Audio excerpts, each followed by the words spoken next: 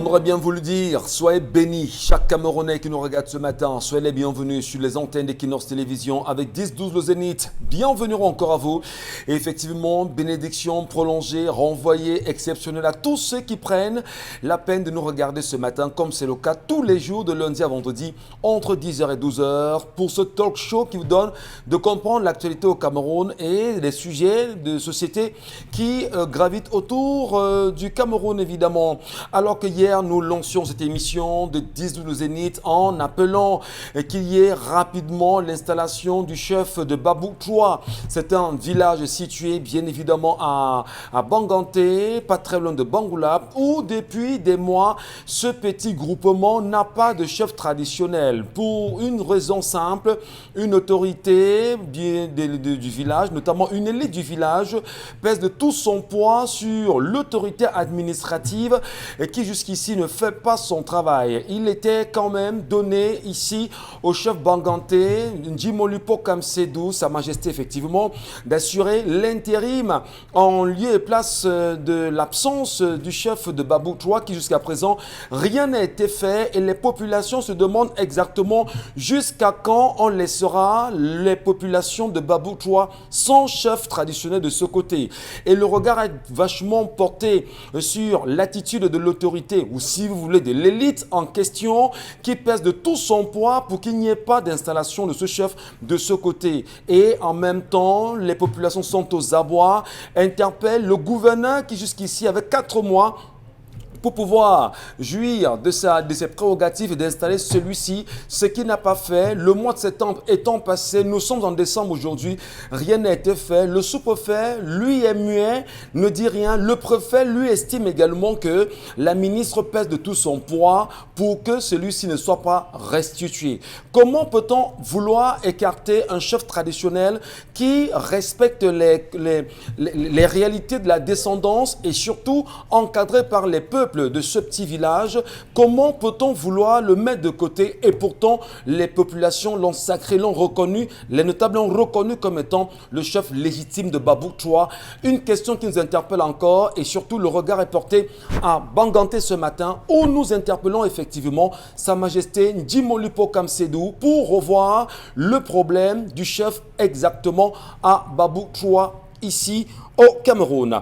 Et on salue bien évidemment toutes les populations qui nous regardent, que ce soit à Djoum, effectivement là-bas, que ce soit en Bangassina. Vous êtes nombreux tous les jours, madame, messieurs, à nous faire confiance. Et avec la grande famille encore ce matin, des sujets importants pour vous, pour la République, pour la nation. Installez-vous confortablement. Bonbon Bengan Kanji, bonjour et bienvenue ce matin. Bonjour monsieur Ngachou Numba, bonjour à vos chers téléspectateurs. Curieuse, mais bon, acceptons-le comme ça. C'est Eneo qui annonce souvent les perturbations en lieu et place de Sonatel, mais prenons ça comme ça. Eneo annonce des perturbations de sa fourniture d'énergie électrique pour la ville de Douala pour le week-end prochain, parce que la date prévue dans le site, c'est bien le 12. Mais les perturbations ont commencé depuis bien longtemps, et pourquoi? Pour cause des travaux Sonatrel au poste de Logbaba. Effectivement, c'est vrai, il faut bien réaménager le poste de Logbaba parce que en cas de panne, comme ça a été le cas à Yaoundé ou au poste de Daido, ça pourrait être grave. Mais peut-on dire à Eneo ou à Sonatrel que c'est bien de procéder aux travaux de maintenance? Non, c'est tard, faut le dire aussi, c'est tard. Et pourquoi c'est toujours Eneo qui annonce ce que Sonatrel doit faire? Bon, n'entrons pas dans le sujet, mais sauf que ça perturbe. Les sources de l'entreprise, au sein de l'entreprise, nous disent que normalement, ce genre de travaux, on les annonce, ce genre de perturbations, on les annonce au moins 1 mois en avance et on procède par la mise en place des groupes de ravitaillement. Mais nous, bon, comme au Cameroun, on fait comme ça. De toutes les manières, le peuple ne connaît pas ses droits. On peut faire comme on veut.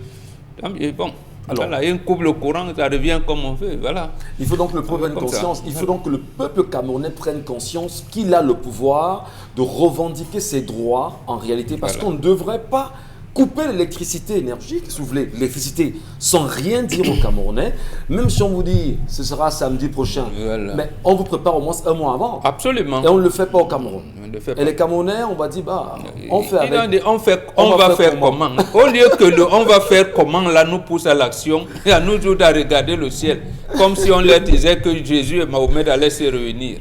En Avant tout cas, le- c'est une réalité camerounaise aujourd'hui. Prenons conscience de nos droits, sachons justement les revendiquer. Est-ce normal que ce soit à quelques jours seulement, comme Bonbon Benga vient de le dire, que l'on vous annonce qu'on vous coupera l'électricité dans votre quartier ou encore dans toute la ville, et pourtant on pouvait le faire un mois à l'avance pour que les populations puissent véritablement se préparer à la journée de coupure. Pourquoi fonctionner à tâtons? On le dira ici. Hein? Oui, c'est Voilà. vous savez, l'entrepreneur en chef nous a habitués comme ça. L'entrepreneur en chef, il Voilà. nous a habitués comme ça. Voilà. Merci beaucoup. Charles Abem Bachou, bonjour. Bonjour, monsieur Michel Ngachou. Bonjour à tous les téléspectateurs. Un bonjour particulier au ministre de l'administration territoriale, Paul Atangandi, qui a désormais abandonné ses auxiliaires, entre guillemets, d'administration, les chefs traditionnels aux mains des élites prédatrices et compradors. La preuve, regardez la façon avec laquelle certaines chefferies sont gérées. Vous allez vous rendre compte qu'aujourd'hui, on ne sait plus qui est qui et qui fait quoi. Le ministre n'est là que pour une seule chose: interdire, autoriser, suspendre, repenser. Voilà ce à quoi nous, on est en train de voir. La preuve, plusieurs chefferies aujourd'hui sont dans la navigation. Je ne prends qu'un seul exemple, ou peut-être deux, puisque Michel Gachou nous a aidé. Le cas de la chefferie Babou, qui est en végétation, Babou et le Chou- cas Babou Choua. de la chefferie, on va le dire, de Bangou. Je ne parle pas de Bantoum qu'on a éclaté en trois, Bantoum 1, Bantoum 2, Bantoum 3. Pour quelles raisons?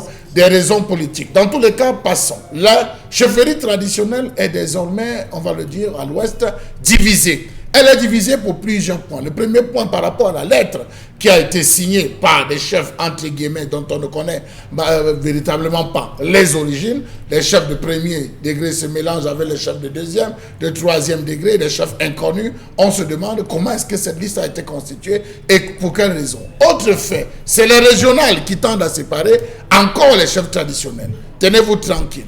À l'heure actuelle, c'est le chef Bandjoun qui n'est pas en train de faire l'unanimité. Pourquoi? Il est chef supérieur Bandjoun. Il est sénateur, conseiller municipal à la mairie de Pété Bandjoun, président du conseil d'administration de l'UKAO, membre, il faut le préciser, bon, on va oublier les petites chefferies, des associations, mais en plus, il est désormais conseiller régional. À lui seul. Gérer la chefferie d'abord, c'est un problème. C'est un goulot d'étranglement. Être sénateur, c'est encore tout un autre. Aujourd'hui, conseiller régional, conseiller municipal, il y a la job. Il y a. Arrêtez, Charabel. C'est quand même Sa Majesté. Hein? J'ai employé l'expression qu'il faut. Je n'ai rien dit. Il ne l'a pas appelé son excellence. Village. C'est le village Banjo. C'est assez dommage quand même, le Cameroun qui est le nôtre aujourd'hui. Bonjour, bonjour vous, Karine Santia. Le jour n'est pas bon, Michel. Il y a quoi, maman? C'est délicat parce que il y a quand même des personnes qui nous ont appris que le droit doit être dit avec équité, qu'on doit pratiquer l'équité et faire le droit. Et notre justice aujourd'hui nous prouve que nous sommes dans un pays où chacun est capable de faire ce qu'il veut. Il y a un vieillard de 61 ans à Bafia qui a pris sur lui comme emploi professionnel et il a même l'expérience professionnelle dans le domaine du viol des fillettes. Depuis le 27 novembre que ce vieillard a violé la petite Madeleine Mefia Yang, depuis le 27 novembre qu'il a violé cette petite, il a été interpellé, déféré au tribunal de Bafia, mais il a été libéré sans autre procès. Incroyable. Ça veut dire que dans notre pays, on encourage les violeurs et on stigmatise la victime. Parce que dans un pays comme le Cameroun, où on est capable de dire sur tous les toits, partout, à qui veut l'entendre, que tout le monde est égal, que nous sommes tous égaux, il faut bien qu'on le prouve. Il n'est pas question que dans un pays comme le nôtre, il y a tellement d'organismes pour la protection des droits, la protection des humains, mais vous finissez par arriver à ce genre de système. C'est quoi ce tribunal? C'est quoi ces procureurs qui restent muets quand on viole les enfants? Ils sont les violeurs aussi, qui nous disent. Est-ce qu'ils ont des enfants? Soit ils sont les violeurs. Non, c'est pas une affaire d'avoir d'enfants. Vous n'avez pas besoin d'avoir un enfant. Parce qu'il faut comprendre, peut-être Non, c'est que ils n'ont les pas violeurs besoin. des autres. Il faudrait qu'ils nous intègrent. Non, ils n'ont pas besoin d'avoir des enfants. Parce que là, on va tirer sur les personnes qui sont stériles. Ils n'ont pas besoin d'avoir des enfants. Ils ont le devoir de faire leur travail. Alors, De vous se me battre pour rappelez que le nom de la justice soit petite- faite. la petite Elle s'appelle Yang Mefia Madeleine, âgée de 5 ans. Non, mais c'est plutôt le nom du violeur qu'il faut diviner. Oui, déjà, parce qu'avec le nom de la petite, Le on peut... présumé Le violeur. présumé Parce que violeur. jusqu'aujourd'hui, Ben, on il n'a est pas reconnu encore quand même, établi. Karim Sontia. Il est identifié là, 71 ans, dans la ville de Bafia. Un an. On a, 31 ans. on a, À 61 ans. on a un Voilà. ministre adjoint qui est avocat, non? Le ministre Jean de Dieu Momo, il doit nous dire, parce qu'il est aussi l'avocat. Voilà les cas que s'il était avocat, il pouvait se saisir comme le maître Dominique Fous. Qu'il nous dise ce qu'il pense de ça, parce qu'il n'est pas question de gérer le ministère sur Facebook. Voilà le problème, voilà le vrai problème aujourd'hui. Qu'il sorte sur ça, voilà là où on veut l'entendre. Parce que ça commence à devenir légion. oublié le Et cas de Baganté. plus on a... Voilà l'adolescent de Baganté de 14 ans qui a été violé et qui a été tué. Il y a une petite Agnella qui a été violée à 12 ans, une élève de 5e. Mais c'est quoi ça?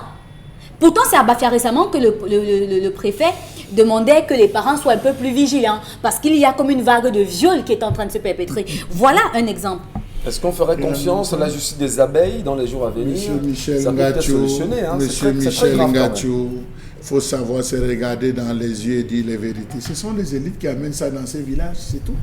Ça ne sort pas d'ailleurs, ce sont ces élites qui amènent. Je peux vous en citer des cas dans le mien.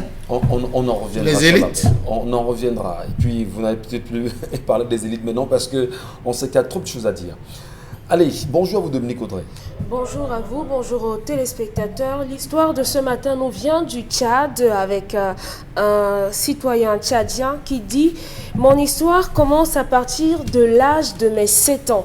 J'ai commencé à faire des rêves que des mauvais esprits voulaient toujours me tuer. Et chaque nuit, c'était le cauchemar pour moi.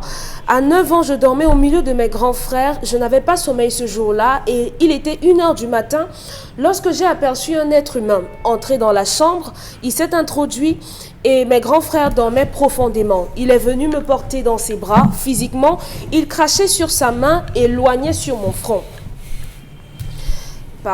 Voilà, et il crachait sur mon front. Conséquence, depuis le moment, ma vie n'a plus été la même.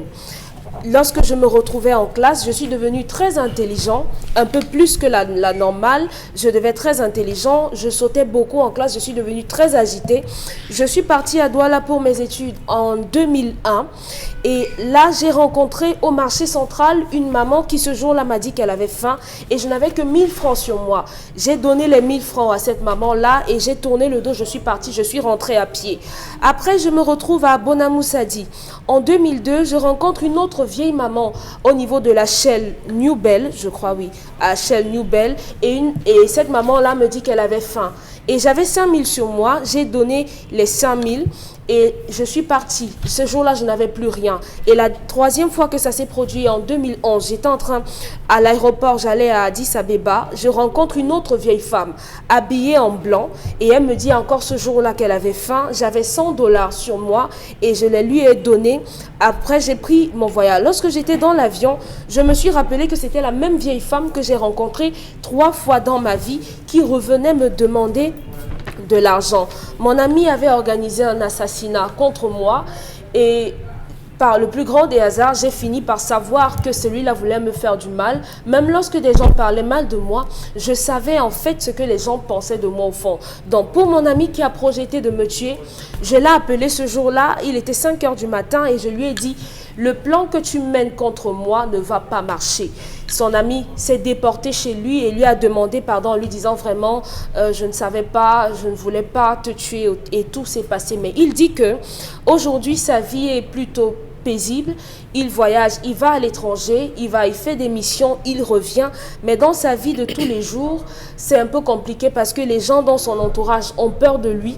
Lorsqu'il est allé en Europe et il est revenu, ses patrons ont également peur de lui. Donc la question à Pembambok posée est qui était cette vieille femme qui me demandait de l'argent et qui est la personne qui est venue me prendre dans ses bras et m'a oint de sa salive quand j'étais petit et qui suis-je réellement? aujourd'hui, je m'interroge. Non, il ne doit pas s'interroger. Voilà. On va Il a 36 ans aujourd'hui. Il a 36 ans. Donc fondamentalement, pour lui, il veut savoir qui était cette personne. Bon, je ne sais pas comment on va pouvoir s'en sortir. Peut-être, je ne sais pas, c'est des médiums sur ce plateau. Bon, vous en êtes un? Oui. D'accord. Peut-être vous comprenez mieux. Médium, voilà. Médium, c'est vous voyez ce que vous voyez, vous avez 4 yeux. Vous voyez ce que d'autres ne voient pas. Comment est-ce qu'on peut savoir? C'est un peu compliqué pour nous là. On n'est pas des initiés. Mais qu'est-ce qu'on fait pour lui? Lui qui pose son problème ce matin. Vous savez, les vrais scientifiques disent toujours « j'ai découvert ». Quand on dit « j'ai découvert », ça veut dire quoi? Pour vous, ça veut dire qu'on a cherché, on a allé. Mais pour nous, Africains, ça veut dire que l'esprit sonde les profondeurs de Dieu. Et on peut même ajouter que c'est seul l'esprit qui sonde les profondeurs de Dieu. Ça se rattache à une autre chose. Tout individu est rattaché à un lignage. Et nous avons à perpétuer le lignage. Quand je dis je suis Bengan Kanje Bengan Pim Yemdigi Bohingaha. Donc je cite ces choses et c'est ce que les Juifs ont appris chez nous. Et on vous a dit Jésus lui-même est la lignée de David, des rois. Donc on vous dit tel a enfanté tel qui a enfanté tel qui a enfanté tel, voilà. On vous dit. En réalité, lorsqu'on vous demande de décliner votre généalogie, c'est pour vous rapprocher de Dieu. C'est ça, voilà le ce n'est pas Jésus, c'est pas Marie.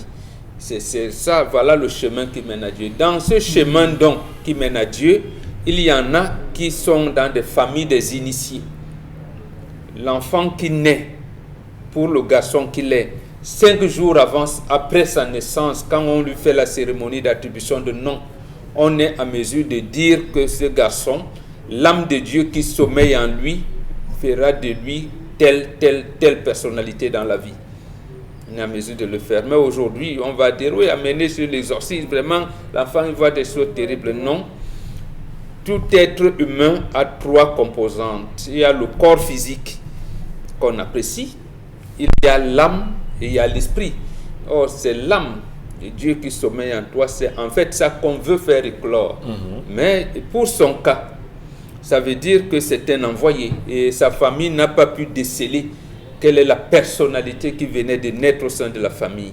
Et il a sûrement donc un de ses grands-parents qui est venu lui donner, matérialiser cette bénédiction-là sur le plan matériel, parce que beaucoup de choses se passent sur le plan immatériel, et tout. Donc il se matérialise donc. Et cette vieille femme qui se présente à lui tout le temps et qui aide, justement, c'est ça qu'il faudrait voir. Ouais. Ça peut être une maman là-bas qui a sûrement des choses à accomplir et qui nécessite que ce soit lui. Et bon, si on peut dire ça autrement, il peut se trouver que le jeune homme est l'incarnation d'un de ses grands-parents ou arrière-grands-parents. Donc la femme se trouve être cette maman. Et cette maman, elle aussi, elle a une vocation, elle est en train de jouer un rôle. Mais sur quel plan? Sur le plan physique ou bien sur le plan invisible? C'est ça qu'il faudrait explorer. Alors, est-ce que cette maman, effectivement, puisque vous le dites, peut être une ange gardienne pour lui aujourd'hui? Non, lui, il a déjà l'ange gardien. Bon, elle peut être parmi, mais il a déjà ses ancêtres qui l'encadrent, qui le gardent. C'est pour ça qu'il peut savoir. Vous faites un coup contre lui, il est à mesure de vous dire, mais arrêtez, stoppez, cher ami, de toutes les manières, vous ne réussirez pas. Et si vous persistez, vous pourrez même mourir avant d'arriver à lui. Ça existe, c'est ça. Et justement, c'est ce genre de personnes, lorsqu'on énonce les principes qui coordonnent la culture africaine, c'est le 4e niveau. Donc, il peut maîtriser les forces visibles et invisibles. Et en principe, ce sont ces gens qu'on doit porter au rôle de président de la République, ou du moins qui doivent diriger nos nations. Parce qu'il voit des 2 côtés. Il est en mesure de maîtriser le réel par les sciences comme il fait. Il est à Nairobi. Bon, Il est au Tchad. Voilà, il est au Actuellement, Tchad. Non, ingénieur. C'est un Tchadien Voilà, qui mais- fait beaucoup de voyages. va faire beaucoup Oui. de voyages. Il maîtrise donc les sciences exactement, il peut les maîtriser. Maintenant, il peut découvrir, il sait déjà qu'est-ce qui va se passer dans la rationalité. Donc, il maîtrise ce que vous appelez le paradigme qui coordonne la rationalité humaine. Et il maîtrise les choses visibles et invisibles. Donc, c'est ce genre de personnes que nous devons porter à la tête de nos États, à la tête de nos groupes, de nos entreprises et tout. Ça nous éviterait justement des francs-maçons, des rosicruciens, de tous ces missions d'emprunt qui ne servent à rien. En fait, Donc, qui pourrissent, il faut dire, oui, le oui, gouvernement qui africain aujourd'hui. pourrissent la vie Et du monde aujourd'hui. impose les leur Illuminatis, logique, justement, Illuminatis par-ci et Oui, tout. oui. Et même les camarades de Audrey à la prière, quand ils vont dire, voilà, pour réussir Les cette chrétiens. année qui commence, demandons aux prêtres de faire des prières, voilà. Bon. Je Donc, voudrais justement on est à la à suite mesure. vous faire savoir Momo Bengan, qui il y a quelques années déjà, au niveau du Ghana, il était décidé qu'on ne voulait plus avoir des francs-maçons, bien évidemment, dans le gouvernement ghanéen, parce qu'ils estimaient que ces derniers faisaient tout pour imposer les logiques occidentales au peuple ghanéen, dont ils n'en voulaient plus. Peut-être c'est ce qui va se passer au Cameroun si jamais on n'ouvre pas les yeux rapidement. Merci pour votre éclairage sur la question ce matin, Momo Bengan. Alors, Charles Hamel, c'est peut-être spirituel en même temps ce matin, mais qu'est-ce que vous vous en dites concrètement? Ce Tchadien qui nous regarde du Tchad ce matin pose son problème, il s'interroge, des réponses?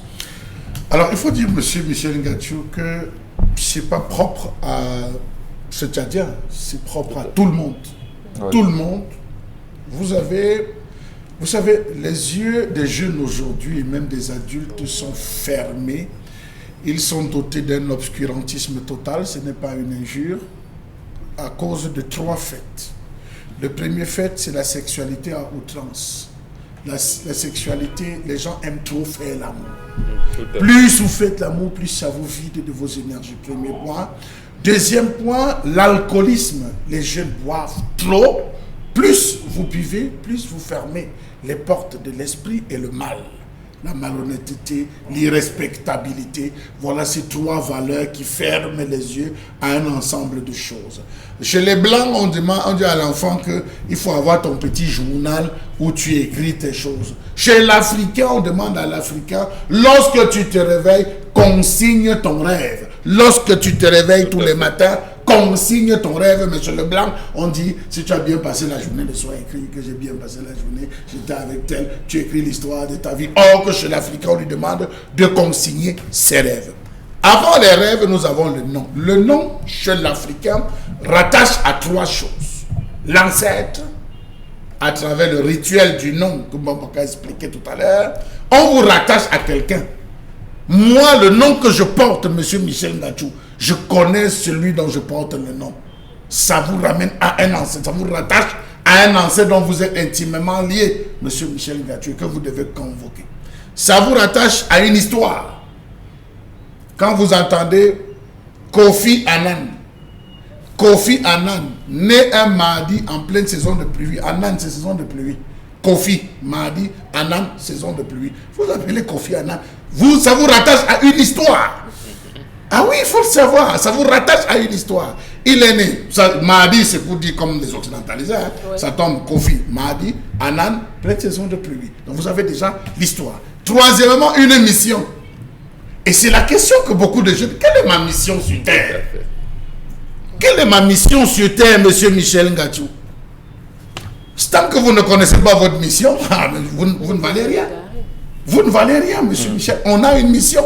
Donc celui qui réussit à prendre son nom, à rattacher à l'ancêtre, à l'histoire et à sa mission, connaîtra ce qu'il a fait. Donc voilà la vie de ce garçon. Troisième chose, les rêves.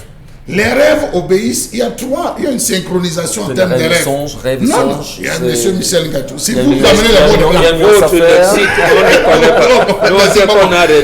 on voulait savoir si l'union s'affronte de rêves songes. Méfiez-vous des rêves qu'on fait entre minuit et 2 heures. Oui.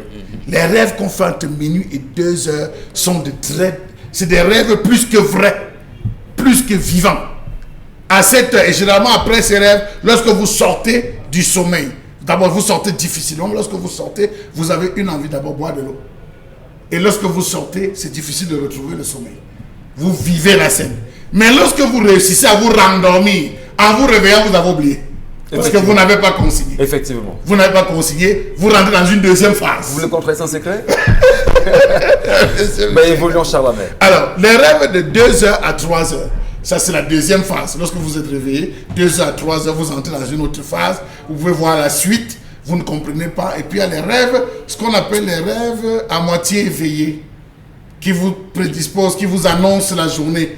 Dans les rêves entre 4h, 5h, 5h, 6h, vous êtes couché, vous ne dormez pas. Mais vous rêvez, il y a un message qu'on vous passe. Donc vous voyez ces 3 phases. Est-ce qu'il a étudié? Oui, il a donné l'heure. Il a dit 1 heure.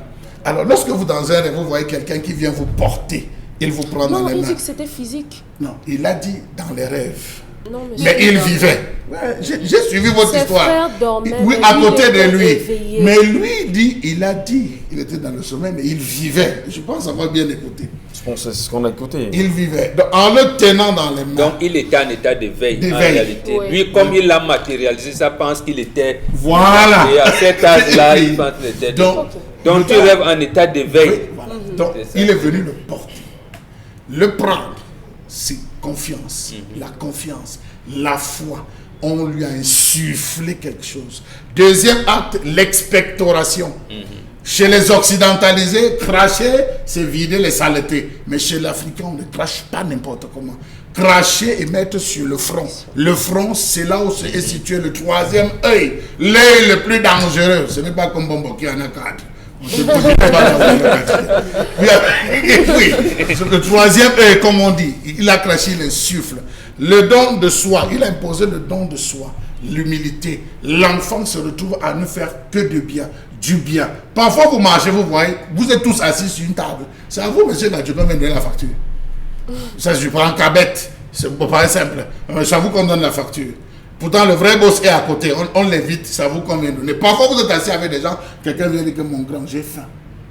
Mon grand, j'ai soif. Tu vas dire, tu vas demander à 100 personnes comme ça, le soir, tu auras plus d'argent que moi. Vous ne donnez pas. L'humilité. Savoir donner sans réfléchir. C'est ça l'Africain. Lorsqu'on arrive dans la maison d'un Africain, on toque à la porte. Première chose, on lui donne l'eau. Deuxième, on lui propose à manger. Ce n'est pas comme les gens qui disent, si tu m'avais prévenu que tu devais arriver à la maison, je devais te préparer un peu plus grand. Vraiment, ce qui reste là, ce n'est que pour mes enfants, je ne peux pas. Ça, c'est l'Afrique. On lui a enseigné ses valeurs. Et le troisième, ça, je peux résumer ça en foi, bénédiction, espérance, charité et concrétisation, parce qu'il vit, il est en train de vivre ça dans sa vie. Aujourd'hui, plus, autant tu fais le bien, autant tu reçois des bénédictions. Il voyage, il va partout. Donc, il ne cherche pas à savoir qui il est. On a peur de lui. Qu'il oublie et qu'il ne se pose plus jamais la question de savoir. Ça, je le dis à une manière absolue. La question de savoir qui est-ce qu'il est. Il est. Il appartient, il doit trouver son ancêtre auquel il est rattaché, son histoire et sa mission. Je voudrais justement faire une petite confirmation à nos téléspectateurs ce matin qui nous regardent et tous ceux qui nous regardent bien évidemment en vous disant que oui, avant-hier, dans la nuit d'avant-hier à hier, Charles Membachou, j'ai eu un songe. Ben oui, il était. Vous voulez raconter? Oui, j'ai eu un songe entre minuit et 1h où Charlemagne est monté quelque part et je me suis réveillé. La première des choses qu'il a fait, c'est de lui faire un message. Mais c'est un vocal. 1h05. Effectivement. Donc, et quand vous faites l'explication ce matin, on comprend effectivement. Et maman personnelle me le disait, ben, les songes que vous faites en plein midi sont des rêves qui sont vrais. Donc, vraiment, je pense qu'en réalité, on devrait peut-être davantage se rapprocher de vous pour bien comprendre ces éléments. Karine, Dominique, forcément, c'est trop compliqué pour nous. Donc, on laisse les vieillards s'exprimer là-dessus. N'est-ce pas? Oui, vraiment, laissons tomber. Je vous en prie. Tout de suite, madame, monsieur, la colère.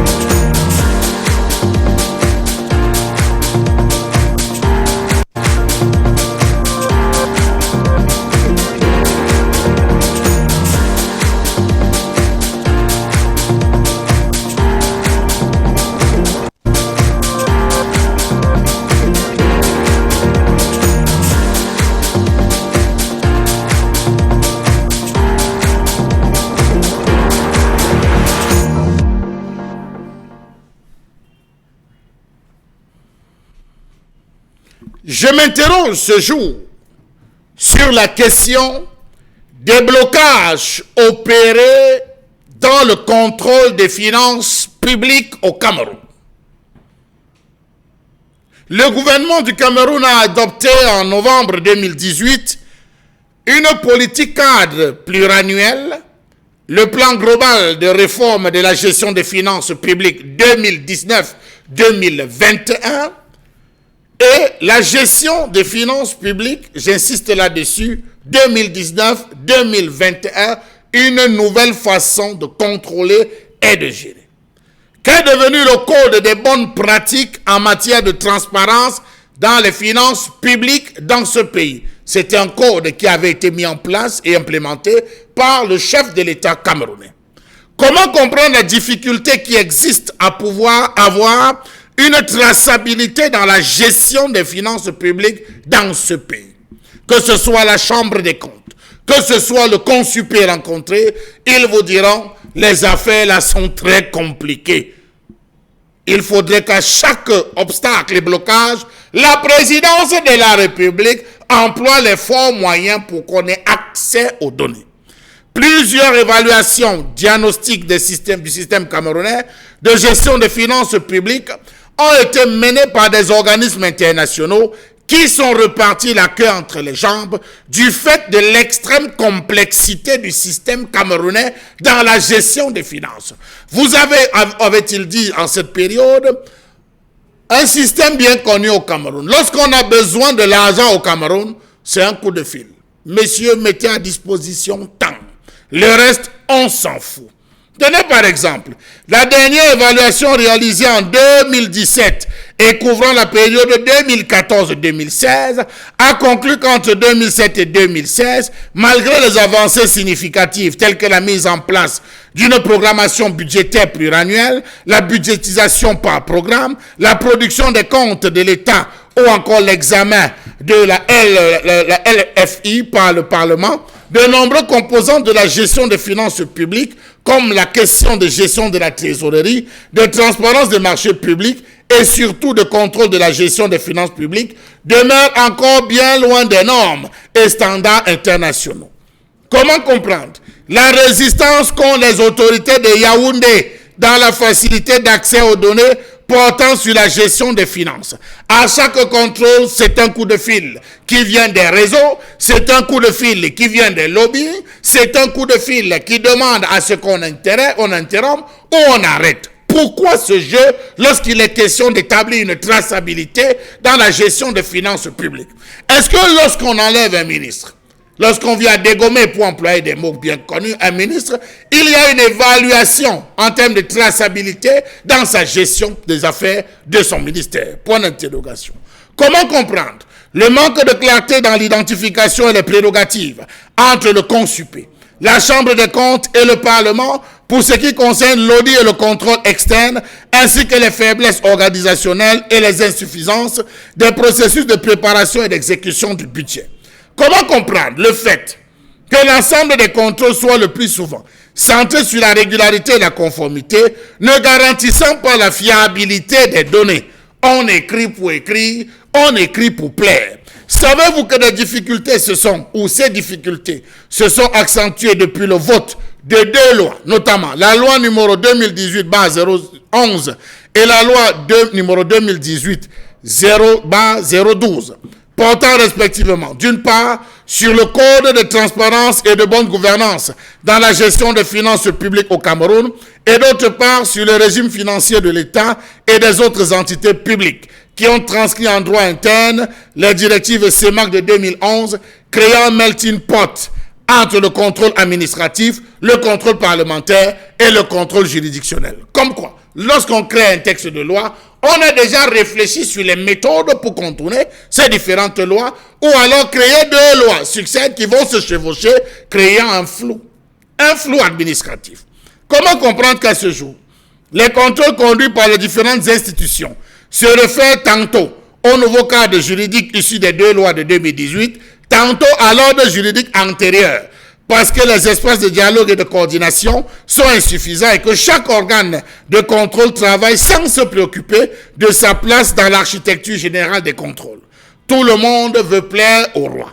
Comment comprendre que le contrôle administratif promis par la loi numéro 2018/012, qui est censé se décliner en contrôle interne, contrôle financier, contrôle interne budgétaire, contrôle interne comptable, inspection et audit interne, peine à se déployer au sein de l'administration à cause des blocages inimaginables partant depuis le sommet de la pyramide. Lorsque vous arrivez, chacun appelle sa personne à la présidence, chacun appelle la personne de son réseau et on réussit à torpiller chaque fois le projet. Comment comprendre cette situation de concurrence qui existe entre la Chambre des comptes et le Consupé?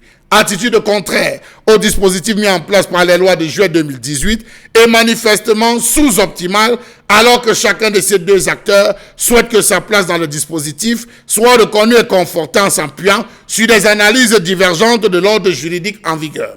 Conséquence, c'est les détourneurs qui s'en sortent avec joie. Sinon, comment comprendre qu'à ce jour, certains secteurs à fort enjeu financier soient faiblement, mieux rarement contrôlés, tandis qu'à l'inverse, d'autres organismes peuvent faire l'objet de contrôles multiples, avec même des appels téléphoniques pour vous prévenir du jour où on viendra vous contrôler. C'est chaque organe qui se déploie comme il veut et peut sans aucune synchronisation.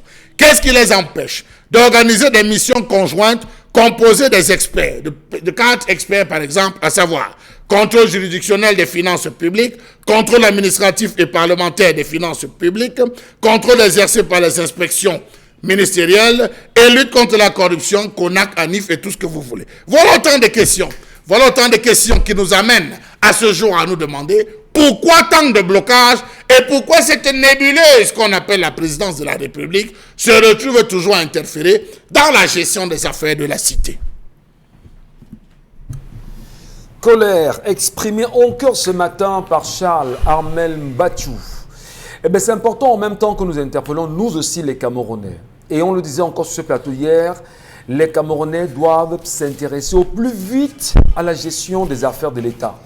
Quel que soit l'endroit où vous vous trouvez en réalité, madame, monsieur, quelle que soit votre, on va dire votre casquette, quelle que soit votre position dans la société, quel que soit ce que vous faites, que vous soyez pousseur, que vous soyez Bayam Salam, que vous soyez quoi que ce soit, vous devriez vous intéresser effectivement aux affaires de la gestion ou tout ce qui concerne la gestion de la République aujourd'hui. Parce que, comme on aime à le dire, vous devez vous intéresser à toutes les politiques qui sont menées pour le bien des peuples camerounais ou des peuples du Cameroun. Au cas contraire, on continuera comme cela à nous entourlouper, à nous escroquer, à nous mentir au quotidien et on trouvera plus tard que le Camerounais n'a rien dans la tête et pourtant on a tout. C'est pourquoi on insiste encore sur un fait, il faut lire. Il faut lire parce que le savoir c'est dans les livres, le savoir c'est dans les articles, c'est dans les textes en même temps, c'est dans la Constitution. Chaque Camerounais devrait s'en approprier au plus vite, quel que soit ce que vous faites. Et Charles Armel Mbachou, lorsqu'il exprime cette colère ce matin, avez-vous compris une grande chose? Comprenez-vous en même temps que la gestion de l'argent du pays, c'est entre les mains des gens. C'est des réseaux qui gèrent l'argent de ce pays. C'est des coups de fil. Il n'y a pas de traçabilité réellement. Et quand il n'y a pas de traçabilité, au final, en fin de, si vous voulez, d'année, ou lorsqu'on va essayer de faire une évaluation entre guillemets bien maquillée, on vous dira simplement, ben écoutez, on a fait ce qu'on pouvait faire, et vous le peuple, et nous le peuple n'avons rien à dire parce que nous sommes au courant de rien. C'est pourquoi il est important que nous fassions l'effort fondamental de nous intéresser bien évidemment au texte, à tous les éléments. Rien ne doit vous échapper, rien. Merci beaucoup de prendre conscience justement de l'interpellation qu'on fait ce matin. Bon, Bengan, qu'est-ce qui peut bien poser problème aujourd'hui au Cameroun dans la question même de la pratique, de la transparence dans les gestions des finances publiques? Charles Armel a parlé de la nébuleuse qui est la présidence de la République. Finalement, nébuleuse présidence, réseau au niveau des ministères et le peuple justement aujourd'hui en souffre, n'est-ce pas? Absolument. Et justement, ça vient de la présidence de la République. Parce que les textes, vous nous renvoyez au texte et vous avez raison, on dit c'est le président de la République qui définit la politique de la nation. Et quelle politique a donc défini par rapport au contrôle des finances de l'État? Il y a tellement d'organismes que leur travail s'enchevêtre, ça se chevauche, ça se neutralise à la longue. Or, nous avons deux grandes chambres, deux grandes institutions.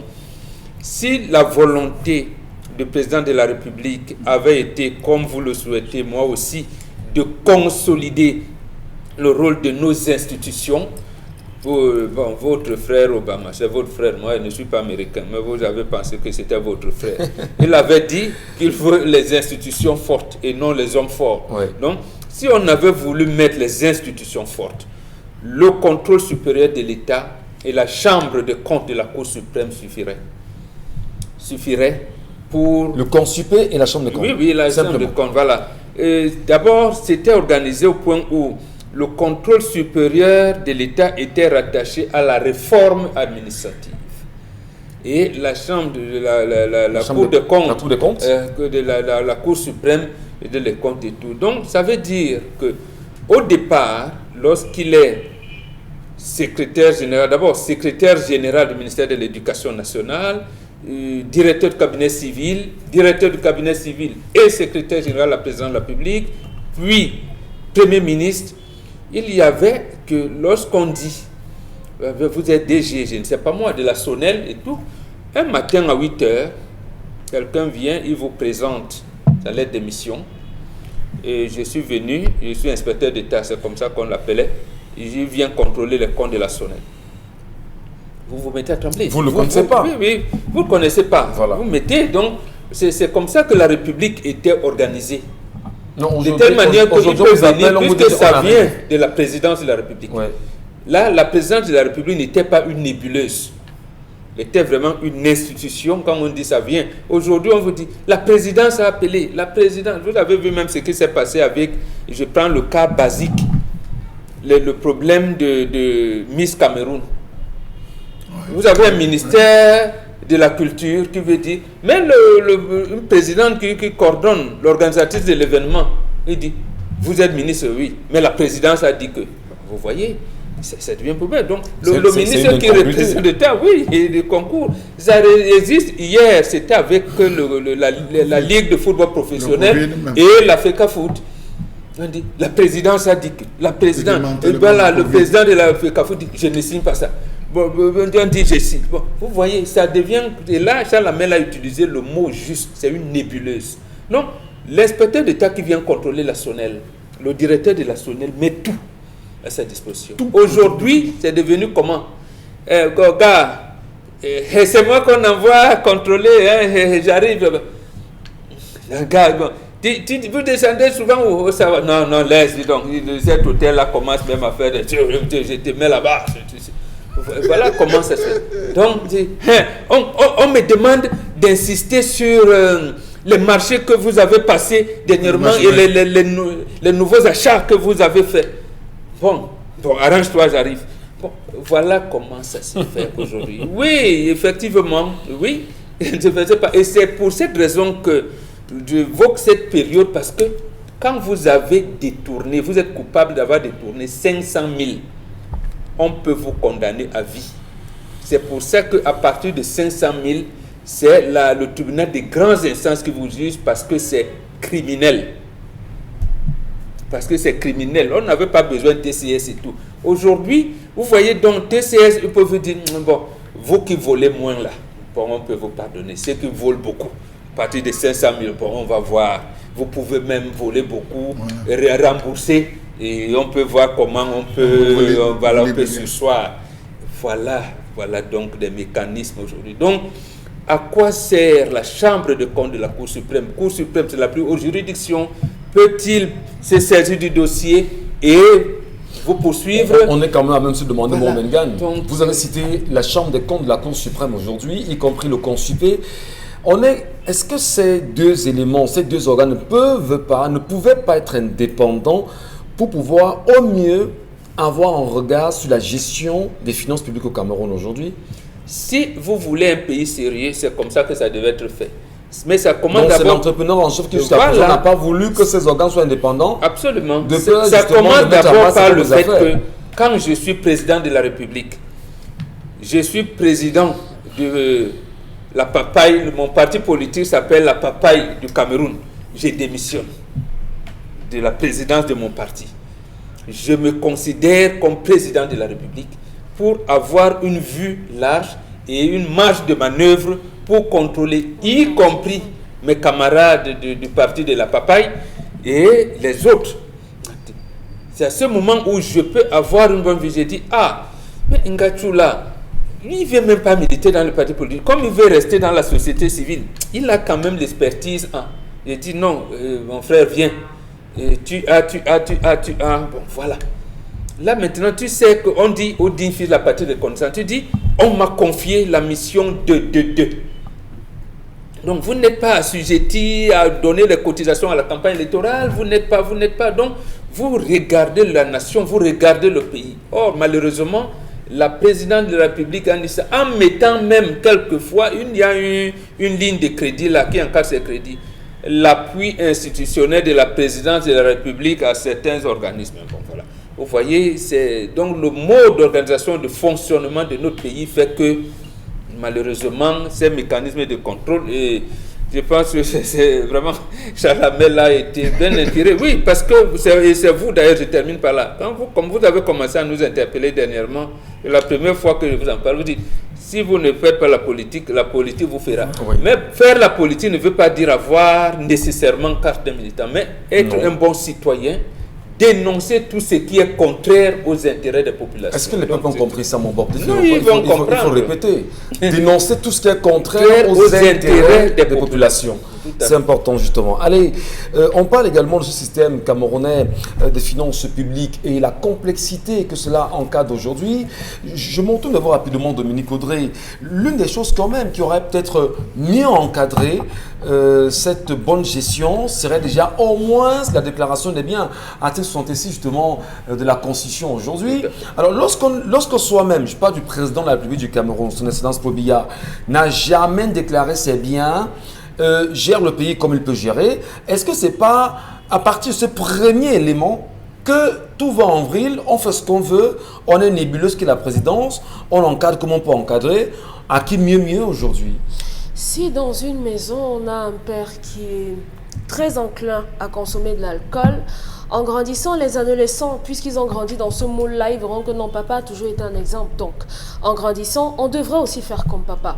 Mais si à côté, on a un papa qui est rigoureux, très à cheval sur certains détails, puisque Dieu est dans les détails, on aura des enfants qui grandiront et seront aussi rigoureux que leur père. Donc, les Camerounais, dans leur ensemble, sont à l'image de leur président de la République. Donc, c'est lui qui va impulser. Lorsqu'il déclarera ses biens, certainement, les autres, ses ministres, déclareront les leurs. Quand j'ai dit ça... Mais les Camerounais vous diront qu'ils ne sont pas les mains de leur président de la République à Dominique Audrey.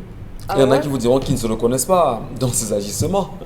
Donc, puisqu'il est question de déclarer les biens et que l'exemple doit venir d'en haut, on dit généralement qu'on balaie l'escalier en commençant par le haut ou bien que le poisson pourrit toujours par la tête. Donc, si c'est quelque chose de bien qu'on a vu venir d'en haut, forcément, on le fera également.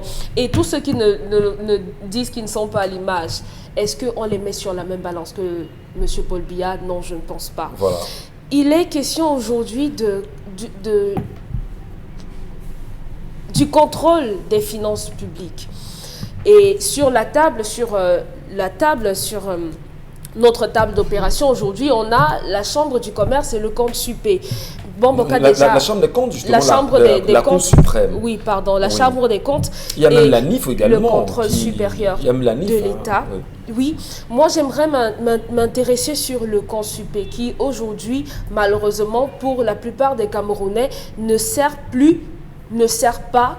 fait pas son travail, du moins ne fait pas ce pourquoi il a été mis sur pied. D'abord, les textes de création en eux-mêmes, les textes d'implémentation en eux-mêmes sont problématiques. Dès lors qu'on dit qu'ils n'ont de compte à rendre qu'au président de la République, il n'y a que le président de la République qui autorise une descente, un audit et tout ça. Vous voyez que dès là-bas, c'est déjà faussé. ça ne sert foutrement à rien. Parce que tant que le président ne dit rien, la preuve, je voudrais qu'on parle un peu du Et ils ont même commencé à faire sans le président. Parce que quand ils sortent même de la présidence, vous ne savez pas. Mais Peut-être Dominique vous donne une preuve, mais je voudrais quand même mentionner que récemment on a vu une sortie, un communiqué signé du ministre de l'administration territoriale pour la Tangandji, qui parlait justement d'une dotation spéciale accordée aux chefs traditionnels, dont jusqu'à présent on aurait au moins voulu que ce soit lui-même Paul Biya qui mette sa signature pour montrer la véracité, n'est-ce pas, de ce document. Oui, donc la preuve, je veux dire que l'exemple le plus palpable de ce que le Consupé ne fait pas son travail, c'est qu'on a voté cette année le budget du ministère des Travaux publics à hauteur de sensiblement 464,8 milliards et le projet de cette année, de l'année en cours, vise la réhabilitation du pont de Misao et le parachèvement des travaux du tronçon Maroua-Mora. Donc, c'est ce qui m'intéresse dans ce cahier de charges. En 2017, la Banque mondiale a financé ces travaux pour le tronçon Maroua-Mora à hauteur de 37 milliards. Donc, ça suppose que c'est fini puisque la dame qui représentait la Banque mondiale à cette époque-là a dit que non, vraiment, les travaux étaient quasiment terminés et que d'ici le mois de juin de 2017, on aurait terminé avec ces travaux. Donc, comment nous expliquera-t-on le fait qu'en 2021, on doit encore financer les travaux de cette route qui sont censés être terminés. Donc, à ce moment-là, on aurait dû avoir un Consupé qui irait dans ce ministère-là demander, mais monsieur le ministre, depuis 2017, vous avez eu et vous auriez dû terminer cela. Pourquoi 3 ans à 4 ans après, ce n'est pas encore fait? Donc, quand j'ai dit ça, j'ai aussi envie de dire que le Consupé aujourd'hui, lorsque vous regardez, vous lisez certains rapports ou bien que vous vous approchez de certaines personnes qui travaillent avec ces institutions-là, ils vous disent qu'en principe, le Consupé par an doit avoir quasiment 60 descentes sur le terrain. Mais maintenant, sur les 60, ils font à peine 10. D'abord, de par la qualité du budget, je veux dire que le montant du budget à eux alloué, et aussi de par l'organisation. Le Consupé ne peut pas faire ce pourquoi, à la base. Le Consupé a été initié pour être fragilisé, va-t-on dire. Ah bon, vous croyez? On a le sentiment on a même envie de dire que c'est... On regarde le budget. Donc, oui, c'est-à-dire qu'ils n'ont pas suffisamment d'argent pour pouvoir se déployer. 25 millions par descente et on leur donne à peine 1 milliard et quelques milliards. Vous voyez que par an, on ne peut effectivement rien faire de consistant. Est-ce que le problème fondamental de Nicolas n'est pas, je veux dire, la formation même des Camerounais, ceux qui ont le bien public entre les mains, à pouvoir gérer et comprendre que c'est le bien public et non individuel. Qu'est-ce qui peut bien justifier ça fondamentalement?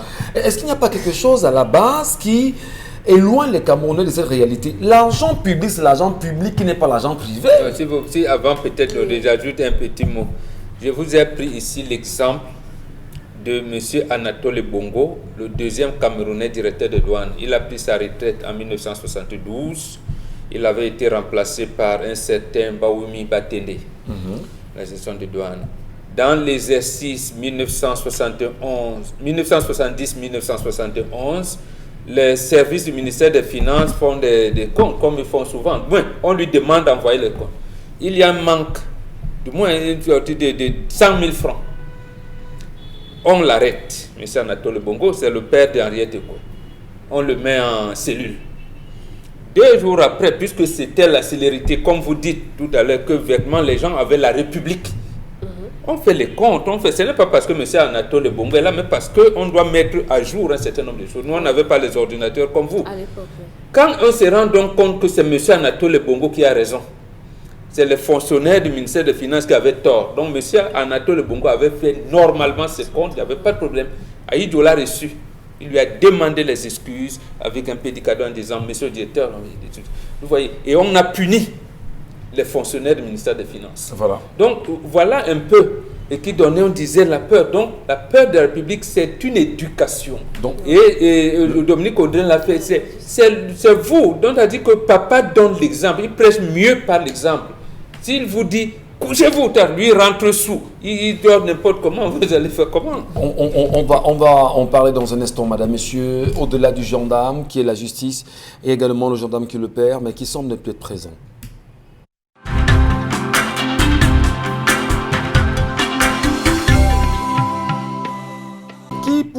l'instant, n'hésite pas à nous faire savoir que grâce à vous, nous pouvons palper le Cameroun. Et nous sommes là pour ça en même temps, les gars. Merci beaucoup de nous faire confiance. Allez, on parle à l'instant, bien évidemment, de la gestion des biens publics aujourd'hui, la gestion des finances publiques, véritablement. Et nous interpellons d'ailleurs les organismes de contrôle de ces biens. Nous interpellons également les acteurs principaux qui sont à même de pouvoir implémenter ceci. Mais non, on est quand même en train de se dire les choses marchent mal, les choses tournent très mal.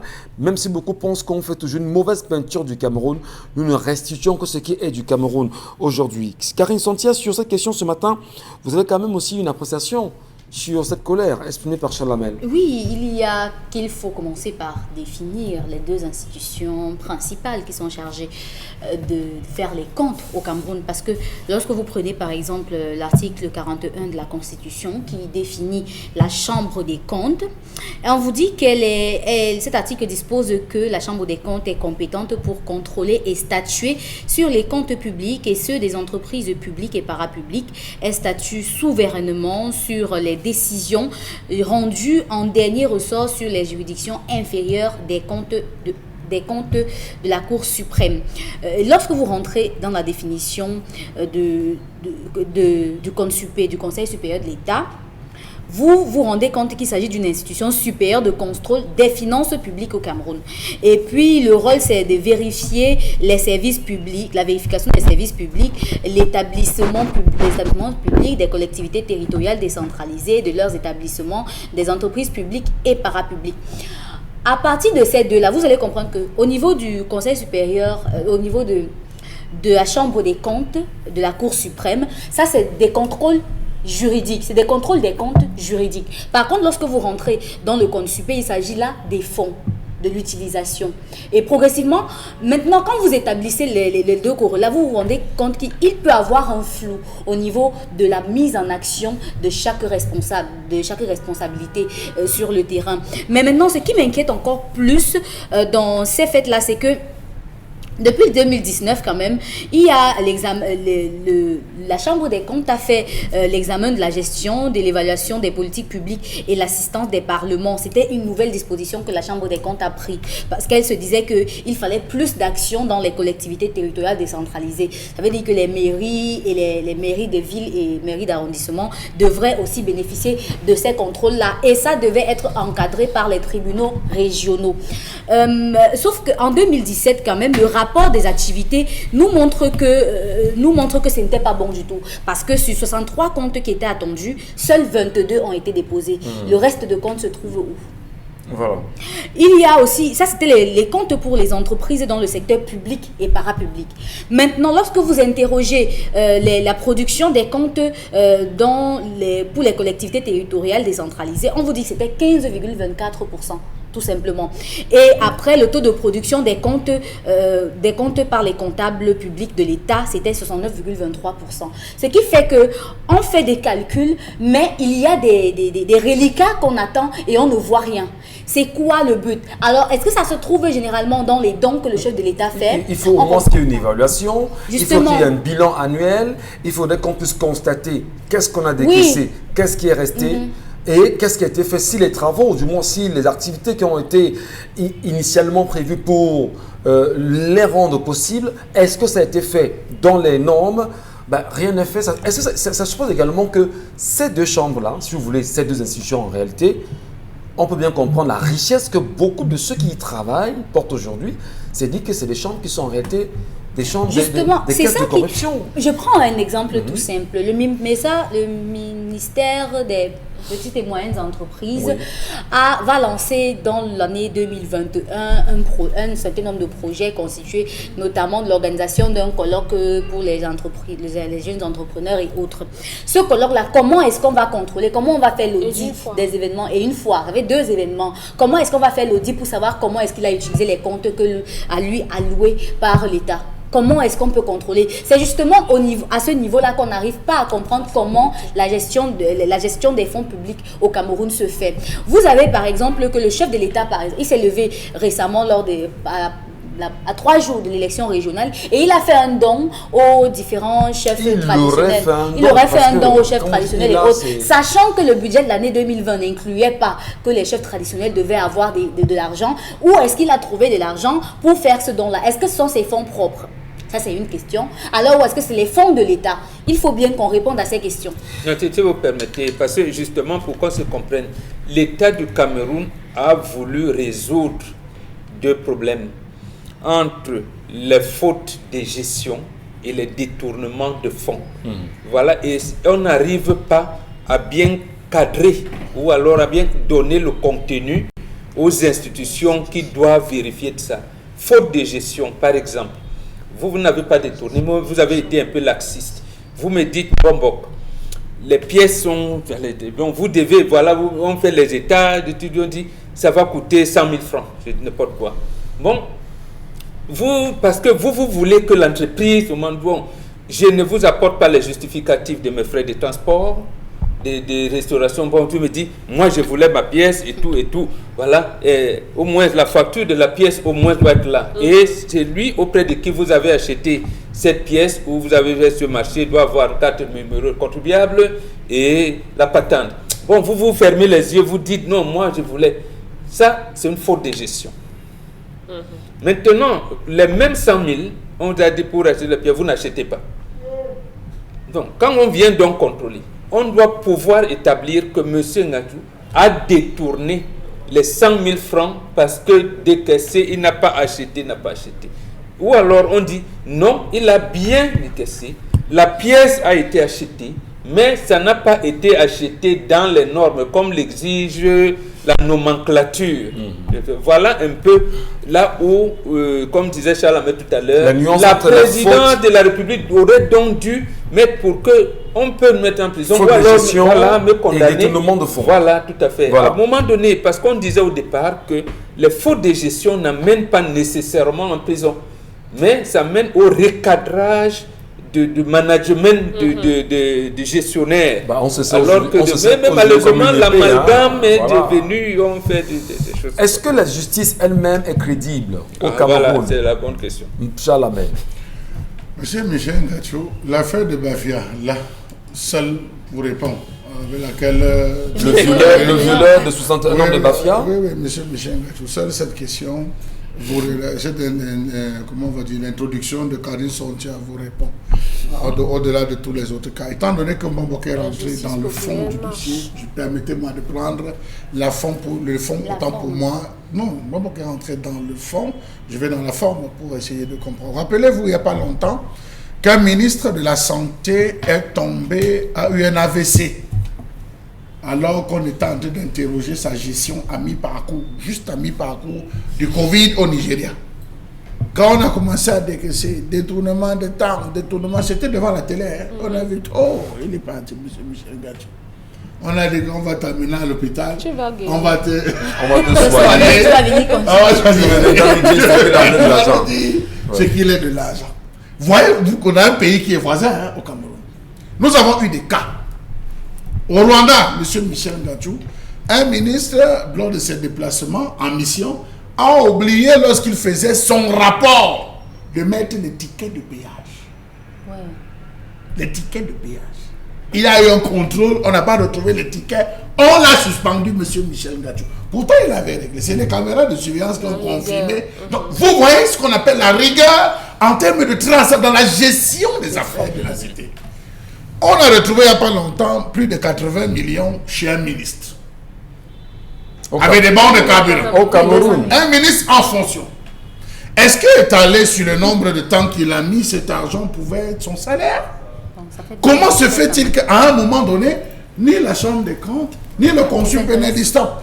Ma compte en d'arrêt. On leur a pas donné Ma compte en d'arrêt, monsieur, vous ne me bossez plus. Ma compte en d'arrêt pour évaluer comment cet argent fait pour se retrouver chez vous, comment vous avez réussi à développer, ainsi de suite, pour mener en termes de traçabilité. Mais monsieur Mbadi, ce n'est pas le seul cas, parce que... Je n'ai pris que ce cas, je vais dire, on reste sur la forme. Il y a 1 million de cas. Je dis, restons sur la forme, monsieur Michel Ngadjou. Là, nous avons soulevé, il n'y a pas longtemps, quelques jours encore, que le messager à la grande une nous disait que le ministre de la Santé a dépensé 600 millions de francs CFA en 3 mois de carburant. C'est grave. Bon, peut-être pas dépensé. Mais il a Les dit 600 millions rentrent dans le pour budget de son 2021. Monsieur Michel Ngatou, c'est vous Pourquoi qui moi trouvez le français pour justifier. Je dis 600 millions de francs CFA. Pour le carburant. Est-ce que le consupé dehors, ils ont pris quoi, les barbitures? Ils n'ont pas eu de mandat. Si on a un sommeil profond, vous savez, somnifère. Il devrait mandat se doit lever. venir de la présidence. On devrait mener des actions. Bon, vraiment, expliquez-nous. Il y a des travaux en éternel, des audits comptables. Et tout. On doit savoir qui sont les ordonnateurs. C'est ça le Mais travail oui, dans une république. Nous sortons d'une élection, monsieur Michel Ngatou. On nous avait dit qu'elle devait nous coûter 80 milliards qu'on a mis à la disposition d'Election Cameroun. Rendu aujourd'hui, on n'a rien. Vous savez qu'on a donné combien à qui, où, quand, comment, à quelle heure, ça s'est passé comment. Il y a un flou terrible dans la gestion. Donc, ils ont croqué les 80 millions. Je ne sais pas s'ils ont croqué. Je ne sais pas. Mais on doit rendre. C'est la traçabilité, monsieur Michel Oui, mais Ngatou. quand on ne vous rend pas compte, c'est-à-dire qu'on a croqué les 80 milliards, on se Non, fait un bon petit partage. quelquefois, hein, il y a on doit vous donner 1000 francs, on ne vous donne pas. Et vous, vous n'allez pas dire qu'on ne m'a pas donné. En termes de traçabilité, Donc, on doit savoir c'est ça a été décaissé de quel compte du ministère de l'administration territoriale. Est-ce que c'est la présidence? C'est allé où? Ça a été géré comment? Il reste combien qui seront reversés où? Il n'y a pas de traçabilité au Cameroun. Mais monsieur Mbachou, La seule traçabilité, c'est qu'on a volé. Oui, c'est quand il y a un vol qu'on a dans les chiffres.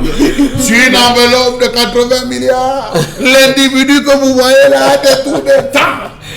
comment vous expliquez d'abord que le document rendu public en fin de semaine dernière par le ministre de l'administration territoriale, Paul Atangandi, portant sur la dotation spéciale du chef de l'État, ne vous donne pas le montant De chaque chef. de chaque pas chef, des- non, de la dotation premièrement. Ne vous disent pas en termes de répartition ce qui est censé revenir au chef. Selon les informations à notre position, il y en a qui ont récupéré les enveloppes, ils se sont rendus compte qu'ils avaient les 50 000, les 30 000 à un moment donné. Et beaucoup n'ont même pas pris en disant que mais non, c'était ça la dotation spéciale. Soyons sérieux. Jusqu'à ce que Alors, est-ce que la NIF, pas la NIF peut-être, est-ce que le consupé ou encore la Chambre des comptes de la Cour suprême ne peut pas se saisir d'un pareil dossier et dire président de la République nous ne voulons l'a voir pas plus dit. clair. Mais Donc la monsieur Michel nébuleuse Ngatou, de la présidence. Oui. les seules fois où la Chambre des comptes est même descendue sur le terrain, elle s'est rendue compte qu'il y a des responsables des entreprises parapubliques qui ont contracté des prêts avec des banques sans avoir reçu l'aval du conseil d'administration. Tout à fait. Mais je vous dis, sans avoir reçu l'aval du conseil d'administration. On dit, monsieur le président du conseil d'administration, il a fait tel prêt, il dit que j'étais pas au courant. Vraiment, je ne peux pas répondre à ça. Mais les membres... Jean Labelle, je ne vous coupe pas. Ministre des Finances, à l'époque, il décaisse de l'argent venant de la SNH sans que le président du conseil d'administration ne soit au courant. Quand il arrive au tribunal, on dit, c'est vous qui avez demandé à la SNH de vous donner l'argent. Il dit oui. Qui vous a donné l'argent? Il dit au magistrat, je ne vous dis pas. Mais Voyez-vous, regardez cette façon de gérer. Et là, vous devez vous rappeler, je vais citer là quelqu'un, Titus Césois, qui à l'époque avait dit, chaque fois qu'on demande, il y avait des décaissements qu'on ordonnait à la présidence, plus ça descendait, le montant gonflait. Si le président a demandé 10 millions, je dis quelque chose bête, hein, ou on a demandé 5 millions, on va dire qu'il a besoin de 10 millions. On enlève 10, on envoie les 5. Plus ça descend, chacun... Mais quel est ce pays qu'on gère avec le coup de fil? Voilà, quel est ce pays qu'on gère avec les coups de fil alors que l'administration est écrite? Donc vous vous rendez compte qu'il y a tellement de goulot d'étranglement. Regardez seulement la gestion des ministères, les présentations des vœux. On présente les vœux au chef de l'État, on présente les vœux au Premier ministre, on présente les vœux au sénateur, on présente les vœux au ministre et on présente au gouverneur. Mais regardez dans la chaîne en termes de frais, mais c'est grave. C'est grave en termes de dépenses. Vous avez l'ensemble des ministères qui ont des salles de fête. Mais ils préfèrent abandonner les salles de réunion pour aller louer des hôtels. Oui, ça rentre dans quoi en termes de traçabilité? Ça ne peut pas contenir l'effectif du ministère. C'est pas comme si vous demandiez à une réunion une réunion stratégique de réflexion. On vous dit qu'on a fait venir un champagne. Le champagne, une bouteille. La seule bouteille, on a fait une caisse de champagne. Donc la seule bouteille va chercher dans les 120 000 francs. C'est encore une réunion stratégique, ça, monsieur Michel? stratégique de boire. Avec le champagne, non, mais attendez. Allons poser les bonnes questions. Et c'est là où ces différents organismes devaient la pour se rassurer de la traçabilité. C'est de l'eau. En réalité, cher Amel, peut-être il va falloir dire au Cameroun, il faudrait qu'on dise aux Camerounais de façon réelle. Et c'est ça que, cher Camerounais, l'argent du Cameroun ne vous appartient pas, en réalité. Monsieur Michel Gatou, je termine avec la meilleure avant que vous finissiez. Nous avons tout un ministre qui déplace les inspecteurs numéro 1, qui déplace tous ces différents inspecteurs, qui déplace les directeurs et ses sous-directeurs pour aller inaugurer un salon de cosmétiques à plein Yaoundé. Au quartier Bastos. C'est vous qui avez donné le lieu. Ouais. Je sais pas dire pour aller alors, inaugurer. Est-ce que ça rentre encore dans le... Au quartier Bastos, et le ministre justement est en fonction au moment où nous parlons. Attendez, mais c'est quoi cette histoire dans ce pays? Alors, tous ces directeurs, sous-directeurs pour aller inaugurer un salon de cosmétiques. Et le peuple camerounais, Et ce n'est même pas le ministre des petites et moyennes entreprises. c'est le ministre de la Culture à l'époque. Non, Je veux dire bonbon. c'est la République exemplaire Non, c'est tellement énervant qu'à un moment donné, vous vous demandez, mais le peuple camerounais que nous sommes, nous Camerounais, ça se passe sous nos yeux. Est-ce qu'on est aussi faible pour ne pas dire au ministre, mais monsieur le ministre, on va assiéger ton domicile pendant 2 mois jusqu'à ce que vous nous donniez. Mais c'est pas possible. Mais il va vous dire c'est après que vous m'avez nommé. Mais c'est incroyable. Il ne nous doit pas des Mais comptes. qu'est-ce qu'on fait donc Pour la somme de on regarde, on apprécie. à l'ordre public. On vous dit que les malades de dialyse à l'Est Cameroun n'ont pas Les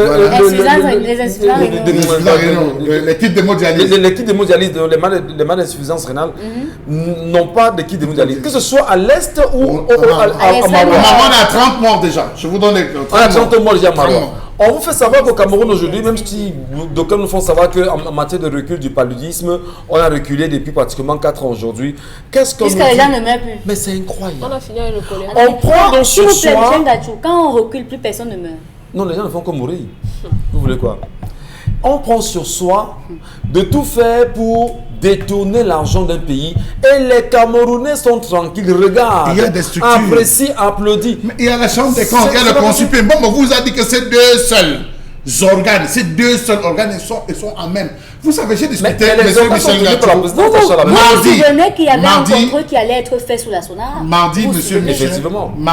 Michel Gatou, j'ai discuté avec un inspecteur vérificateur qui m'a gonflé, il m'a horrifié, il m'a scandalisé, il m'a courroucé parce qu'il m'a dit qu'à chaque descente, il a une nouvelle voiture. Il m'a dit la voiture avec laquelle je suis là, oh ça la merde. J'ai déjà fait 2 ans avec, je suis fatigué, il faut que j'ai une nouvelle voiture. J'ai 2 ou 3 contrôles qui arrivent là, je descends, j'aurai une nouvelle voiture. Et monsieur Michel, je ne sais pas des voitures de moins de 35 millions. Un inspecteur vérificateur. Donc vous voyez quelqu'un qui planifie son avenir par rapport au contrôle. Je dis par rapport au contrôle, il me dit, j'aurai une nouvelle voiture. Non. Et cette fois-là, j'ai deux bastos que je vais aller contrôler. Non. Et tout, je reçois. Mais attendez, quand vous finissez, on vous dit, mais, monsieur Michel Gatou, quand vous arrivez, on dit, mais vous êtes là, monsieur, oui. Alors tout ce que vous devez a dit, mais n'oubliez pas, regardez en bas là, juste en bas là. Ce qui est là, c'est pour Non, vous, mais il faut dire aux Camerounais qui nous regardent ce matin, dites aux Camerounais qui nous regardent ce matin, justement, regardez la caméra, s'il vous plaît, ne les enviez pas. Parce qu'il y a beaucoup qui prennent cet argent, ne dorment pas chez eux comme vous et moi nous dormons là.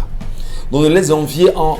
Là, vous aidez le peuple dans sa non, vous aidez le peuple à sa on veut pour nous le gâteau. Non, vous ne pouvez pas le dire. On veut pour nous. On ne peut pas. On veut pour nous. Non, il faut revendiquer. L'unité nationale, ce n'est pas pour ces Il points. faut qu'on revendique justement la répartition ou la bonne gestion de ces finances publiques pour le bien de chaque Camerounais, pas pour le bien de certains Camerounais. Alors maintenant, c'est dit aux Camerounais qui nous regardent que faites attention parce qu'il y en a beaucoup qui prennent cet argent. Vous ne savez pas justement les conditions qu'ils ont pris, ce qu'ils vivent chez eux, qu'ils ne dorment pas. Et on vous blondira justement. Oui. C'est trop facile. Non, c'est pas facile. Parce que quand on dit ça, pour ils s'en ceux lavent qui les mains. comprennent. Qui s'en lave les mains? Le peuple que vous appelez. Non, le peuple s'en lave pas les mains. Parce qu'il y a ceux qui comprennent. On vous entrez dans un bureau, vous dites, ah ben non, je suis directeur, je vous donnerai tel poste, je vous donnerai ceci, les mêmes avantages, mais vous savez, passer au canapé. Évitez ça. Monsieur Refusez ça intégralement. Laissez l'affaire du canapé. Non, Je suis d'accord avec vous, mais Voilà. donnez la possibilité, comme l'a dit Mbombo. Et vous avez vu son argumentaire porté sur la valeur. Vous avez des lois qui viennent appuyer et renforcer, n'est-ce pas, les attributions du consupé et de la chambre des comptes. Pourquoi est-ce que littéralement sur le terrain, il ne parle, je n'ai pas mis, on ne met pas les parlementaires. La nébuleuse, on ne peut pas ajouter. Voilà. La nébuleuse est là. La nébuleuse fait son travail. Maintenant, au niveau de la nébuleuse, qui gère? Vous parlerez du secrétariat général de la présidence publique, vous parlerez du cabinet civil. Du cabinet civil est même supérieur, il a plus d'influence. Mais attendez, on parle du cabinet civil. Voilà. À un moment, il y a délégation de signature Voilà. et tout ça là. C'est incroyable. Donc, moi, nous pensons qu'il est important que les Camerounais se réveillent et demandent à Paul Biya de rendre des comptes sur tout ce qu'il a fait pendant 108 ans. Oui, vous avez parlé de l'article 66 justement. Bien sûr. Qu'est-ce qui empêche que ces gens déclarent leurs biens quand ils prennent fonction et quand ils bénéficient? C'est tout. Au moins ça qu'ils appliquent. Mais le peuple peut faire quoi pour demander à Paul Biya? Le peuple peut faire quoi? Est-ce que c'est la preuve que les députés qui sont ensemble ne servent à rien? Parce que Mbachou, arrêtez de rire. Les peuples. Ils sont tous c'est pas possible. Non, les députés qui sont à l'Assemblée nationale, s'ils représentent le peuple Bonbon Bengan, ils font quoi pour ne pas demander pour remettre question de l'article 66 sur la table? On ne fait pas l'histoire avec les si. Vous avez dit s'ils représentent. Comme ils ne représentent donc pas le peuple, logiquement, conclusion, résultat de course. Je suis élu député, j'ai jamais ouvert un compte bancaire. Et j'ouvre mon premier compte bancaire quand on m'appelle honorable. On me donne des commodités d'usage et vous me demandez d'aller contrôler celui qui me donne des commodités d'usage. Alors que je n'avais même pas d'emploi. C'est lui qui me donne des commodités d'usage, alors que c'est lui qui m'apprend à remplir on va vider M. Mbachou de ce plateau. Il a le Sénat. Parce qu'on peut mettre en colère et vous en dites. Vraiment. Non, vous savez, c'est la théorie de le théorie. Oui, il dit que quelqu'un arrive, il n'a pas de compte bancaire. On lui ouvre le compte bancaire. On change le compte. On lui apprend à remplir le chéquier qu'il ne savait pas remplir. Et vous me dites, allez contrôler notre bien entre nous. Et va vous dire, mais Karine Sonti, apprenons les messages des téléspectateurs. Parce que là, si on continue dans ce sens-là, on risque d'être plus qu'en colère. Chez nous, les gens construisent 800 mètres de route à des milliards et ils restent au gouvernement. Peuple camerounais, réveillons-nous. Oh, les messages, hein, ils sont vraiment, vraiment nombreux. Et les gens sont allés avec les émotions. Non, il y a pas les émotions, c'est énervant.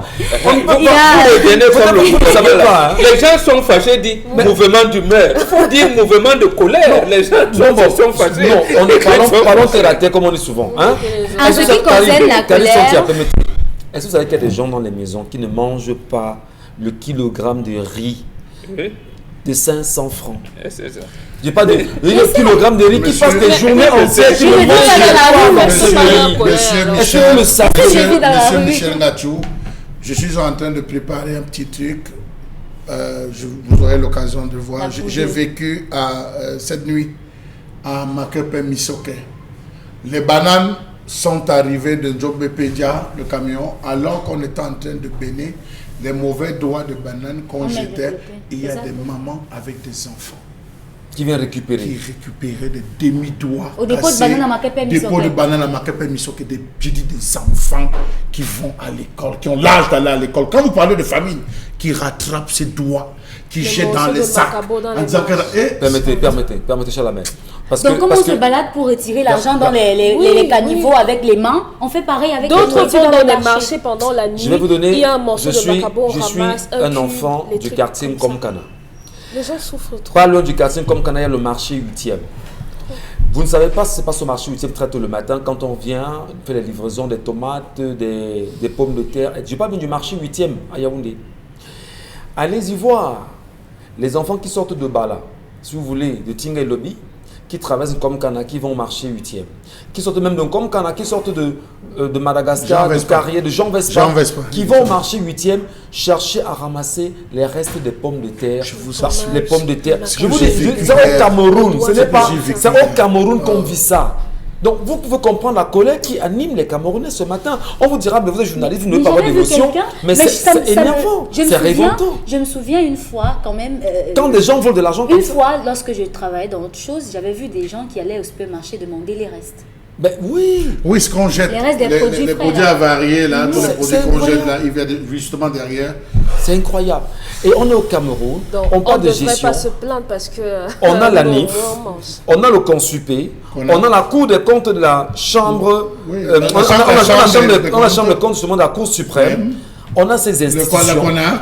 on a la CONAC, vraiment, et on dit au Cameroun qu'on pense aux petits On Camerounais. a le ministère des Affaires sociales qui doit s'occuper de ces couches défavorisées C'est là. incroyable, Vraiment. c'est incroyable. Ça, ce sont les ministères même qu'on doit Vous voyez mener. des mamans. Et on vous dira, ben non, Equinox ne dit que ce qui ne marche pas. Soyons sérieux. Là, ça marche. Je vous dis, allez au marché du 8e comme Cana. Non, Allez ça va voir. pas émission ici. C'est pas possible. L'information, Imagine, c'est le dire reste ce des qui ne dialogues, marche c'est pas. grave. C'est Ça ça va le C'est travail. dire, c'est Le train vraiment qui ce qui arrive en marche, c'est la retard. communication.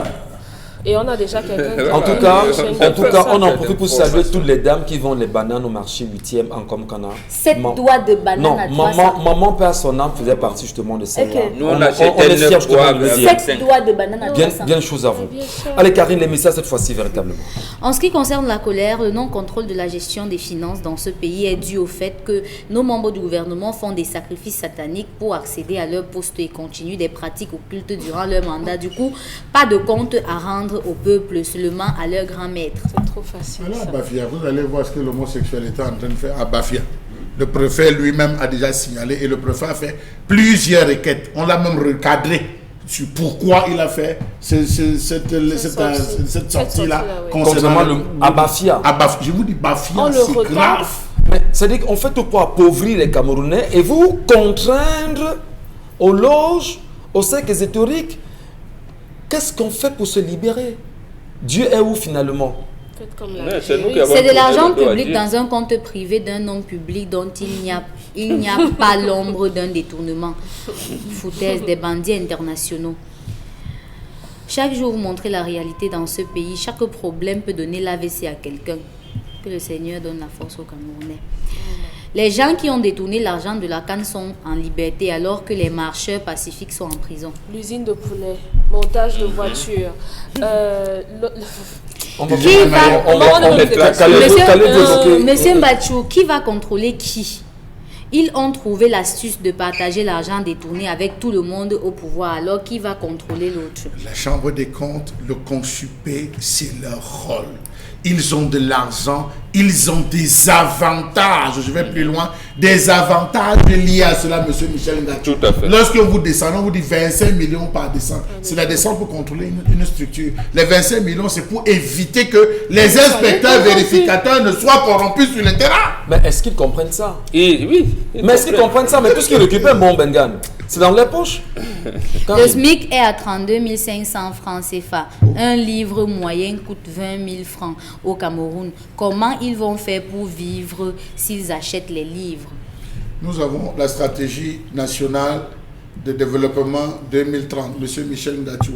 Regardez la fonction du consupé de la Chambre des comptes. Est-ce qu'on pourra atteindre les objectifs? Mais que non, aucune réforme n'a été engagée pour pouvoir préparer même à l'implémentation de Pourquoi ces mentir SDF. autant le peuple Ne camerounais? payez plus les impôts, cessez d'engraisser le régime. Ils arrivent maigres dans le régime et au bout de 6 mois, les ventres augmentent de volume. Les prédictions, un autre message. Leur mascarade de régional est venue verrouiller même leur vol et détournement. Ce sera pire qu'avant. D'ailleurs, les pleurs ont commencé dans les parties de proposition. Quand je suis née, ma grand-mère paternelle, qui est mon homonyme, avait craché dans ma bouche. Ma mère allait mourir de Céline Chapga. C'est quand même... Est-ce que vous savez qu'aujourd'hui, il y a une zone dans le centre où les liens sont tellement forts qu'il y a cette zone et l'Est Cameroun où lorsqu'une fille donne naissance, elle allait pendant 2-3 mois. Le reste est tenu par les grands-mères. C'est les grands-mères qui donnent encore le sein dans le bam. Je vous prends dans le bam. C'est une tradition. Ou c'est la grand-mère. Le message. Quand l'enfant reste pleure, c'est la grand-mère qui donne le sein, même si ça ne coule pas, pour maintenir ces liens. Donc, je parle de celle qui parle de crachat. Aujourd'hui, vous savez, horreur dont elle parle, pourtant, ça a une signification. Moi, je suis gynéco. Je vous assure, les accouchements qui se passent de minuit à 5 heures sont tellement liés à des combats spirituels que je confirme vos dires. Si vous n'êtes pas prêt spirituellement ou minutieux sur les patriotes à surveiller, vous ne comprendrez rien à des complications non prévisibles qui surviennent à plusieurs femmes parfois décédées, pourtant qui présentaient des accouchements favorables à votre réveil. Le rêve ou le songe de la nuit, les rêves ou les songes de la nuit, il faut les consigner. Le vrai combat spirituel est lié. Merci au patriarche. On va reprendre les messages de la Karine, je vous en prie, avec votre permission. On va rapidement aller retrouver Constille Amine, cette fois-ci avec nous, qui viendra nous parler, madame, monsieur de Von Bio. Constille Amine, bonjour à vous, et vous nous retrouvez le concept Salaka, mais surtout Von Bio à main. Bonjour Constille. Bonjour mon cher ami et frère Michel Ngatiou, bonjour à toute l'équipe qui t'accompagne, Mbambang Bengan, Karine, Dominique, Charlemagne Batiou, tous les techniciens de l'émission 10-12 le Zénith. Cette émission qui a permis au concept Salaka d'avoir pour la 3e fois le prix du meilleur concept de vente au Cameroun pour l'année 2020 et grâce également aux téléspectateurs que vous êtes. Raison pour laquelle les promotions continuent bel et bien du côté du magasin 1001 tapis pour le compte de cette fin d'année 2020. Il y a du bon, il y a du bonheur du côté bien sûr du magasin 1001 tapis qui est ce magasin situé en plein cœur de Douala en face du palais d'Ika à l'entrée de la rue Mermoz. Nous livrons dans tout le Cameroun, dans certains pays africains et même en Europe. On a des clients de ce côté-là. Nous allons tout de suite rappeler à tous nos téléspectateurs les avantages liés à ce complément alimentaire, notamment le Von Bio Oméga 3. Oui, le Von Bio Oméga 3 fait partie de la grande famille Von Bio. Il faut rappeler déjà que Von Bio est une gamme de compléments alimentaires d'origine qui vient tout droit des États-Unis d'Amérique dans les laboratoires Celorex. Parmi cette gamme des Von Bio, il y a le Von Bio Oméga 3, encore appelé Fish Oil, huile de poisson. Le Von Bio Oméga 3 présente plusieurs avantages, notamment ça permet de nous prévenir contre les AVC. Le Von Bio Oméga 3 permet également de stabiliser, c'est-à-dire notre tension. Le Von Bio Oméga 3 permet également de réguler le taux de cholestérol dans le sang. Le Von Bio Oméga 3 permet également d'assouplir nos articulations. Ceux qui ont des problèmes de rhumatisme, des problèmes de crampes, je vous conseille bien entendu de consommer régulièrement le Von Bio Oméga 3. Il est important de le consommer. Il est important, bien entendu, de réduire son taux de cholestérol, de stabiliser sa tension. Mais alors, avec quoi devrait-on éliminer tous ces éléments-là? C'est avec le Von Bio Oméga 3, encore appelé huile de poisson, qui est toujours en vente au magasin 1001 tapis au prix de promotion de 6 000 francs pour une boîte de 30 gélules. Je dis bien, c'est 30 gélules à l'intérieur de cette boîte et vous l'avez à 6 000 francs et c'est une gélule par jour pendant le repas. Oui, il est important de consommer régulièrement les compléments alimentaires, mais alors de consommer régulièrement le Von Bio Oméga 3. À côté bien sûr du Von Bio Oméga 3, on parle également d'un lait de toilette pour diabétiques que voici. Ce lait de toilette permet d'embellir, de protéger, de nourrir la peau des diabétiques. Votre peau, elle est délicate. Votre peau, elle est fragile. Votre peau, elle est précieuse. Raison pour laquelle vous avez un lait de toilette uniquement pour les diabétiques que vous avez à 6 000 francs du côté, bien sûr, du magasin 1001 tapis. Un lait de toilette unique en son genre que vous retrouverez au magasin 1001 tapis à 6 000 francs. Plus besoin de prendre n'importe quoi. Voici votre lait de toilette que je vous conseille, chers diabétiques. Venez au magasin 1001 tapis et achetez votre lait de toilette à 6 000 francs, le Von Bio Lotion. Parlons des modalités de livraison. Ceux qui ont besoin de commander, que ce soit le Von Bio Oméga 3, le Von Bio Gastro, le Von Bio Détox, le Von Bio Libido, le Von Bio Libida, il est important de nous appeler à nos numéros de téléphone et de passer votre commande. Nous livrons dans tout le Cameroun, nous livrons dans certains pays africains et certains pays européens. N'hésitez surtout pas. La qualité, c'est avec le concept Salaka, votre concept de communication et de vente sur les antennes de Kinos Radio et Télévision, animé par Constille Amine, le plus sénégalais des Camerounais. Nous allons tout de suite conclure la vente de ce matin par la présentation de la pommade contre les hémorroïdes. Oui, vous connaissez quelqu'un qui en souffre? Alors venez au magasin 1001 tapis Prenez cette pommade contre les hémorroïdes, appliquez-la 3 fois par jour. Vous allez voir au bout de quelques temps, c'est-à-dire l'hémorroïde va s'achever au fur et à mesure. C'est un produit 100% naturel. En vente au magasin 1001 tapis par le concept Salaka, le concept qui a reçu pour la 3e fois le prix du meilleur concept de vente au Cameroun. La pommade, elle est en vente à 1001 tapis à un prix très très promotionnel. Voilà. Les numéros de téléphone, vous les avez, appelés et commandez votre pommade contre les hémorroïdes. C'est bien, Constilamine, on va s'y rendre hein, pour ceux qui sont malades en même temps. Merci à vous. On vous retrouvera tout à l'heure, on va dire dans une quinzaine de minutes. Karine Santia, l'émission se poursuit avec vous également avec la revue des réseaux sociaux. Dans le cadre de la revue des réseaux sociaux, 2 sujets nous intéressent particulièrement. On va commencer avec le sujet concernant André Blaise Essama qui a été encore arrêté hier et libéré. Ce qui se passe, c'est que André Blaise a choisi un carrefour ancien d'Ali Padouala pour y poser la statue de feu du regretté Jean-Michel Cancan, qui était un humoriste camerounais. Et selon ses explications, il voulait offrir un cadeau de Noël à son peuple qui a beaucoup souffert cette année avec le monument de Jean-Michel Cancan, qui est un symbole de la bonne humeur et une icône dans notre pays, malheureusement. Son œuvre vient de subir une démolition. L'œuvre qu'il a placée au carrefour ancien d'Alip a été détruite complètement et il a été arrêté puis libéré plus tard. Voilà, on voudrait bien avoir Maintenant, les images, hein, c'est important d'avoir les images pour pouvoir il y a les images. mieux... Maintenant, sur la toile, les commentaires sont quand même très opposés. Il y en a qui demandent à Essama d'aller placer cette statue dans son propre village et que Jean-Michel Cancan, oui, dans les commentaires, je suis en train de parler des commentaires que vous allez lire tout à l'heure, certains qui lui demandent d'aller placer cette statue dans son village. Il y en a qui disent qu'il a tout fait pour essayer de diaboliser les autorités administratives à travers son acte en posant son là-bas, il sait qu'il faut une autorisation et tout, il ne l'a pas demandé. Et il y en a aussi qui soutiennent l'action, mais qui auraient voulu que ce soit plus l'initiative des autorités publiques que d'un individu. Alors, les images que vous regardez justement ce matin sont celles qui font le tour des réseaux sociaux depuis hier soir. Et il faut préciser simplement que celui qui a conçu, le sculpteur s'appelle Ernest Ndobngan, qui travaille avec André Blaise Essama depuis un petit moment. Et c'est le deuxième du genre, puisqu'on a également vu tout à l'heure les images concernant Djongo Foncha, dont c'est pas la première, voilà, qu'on a en image à l'instant.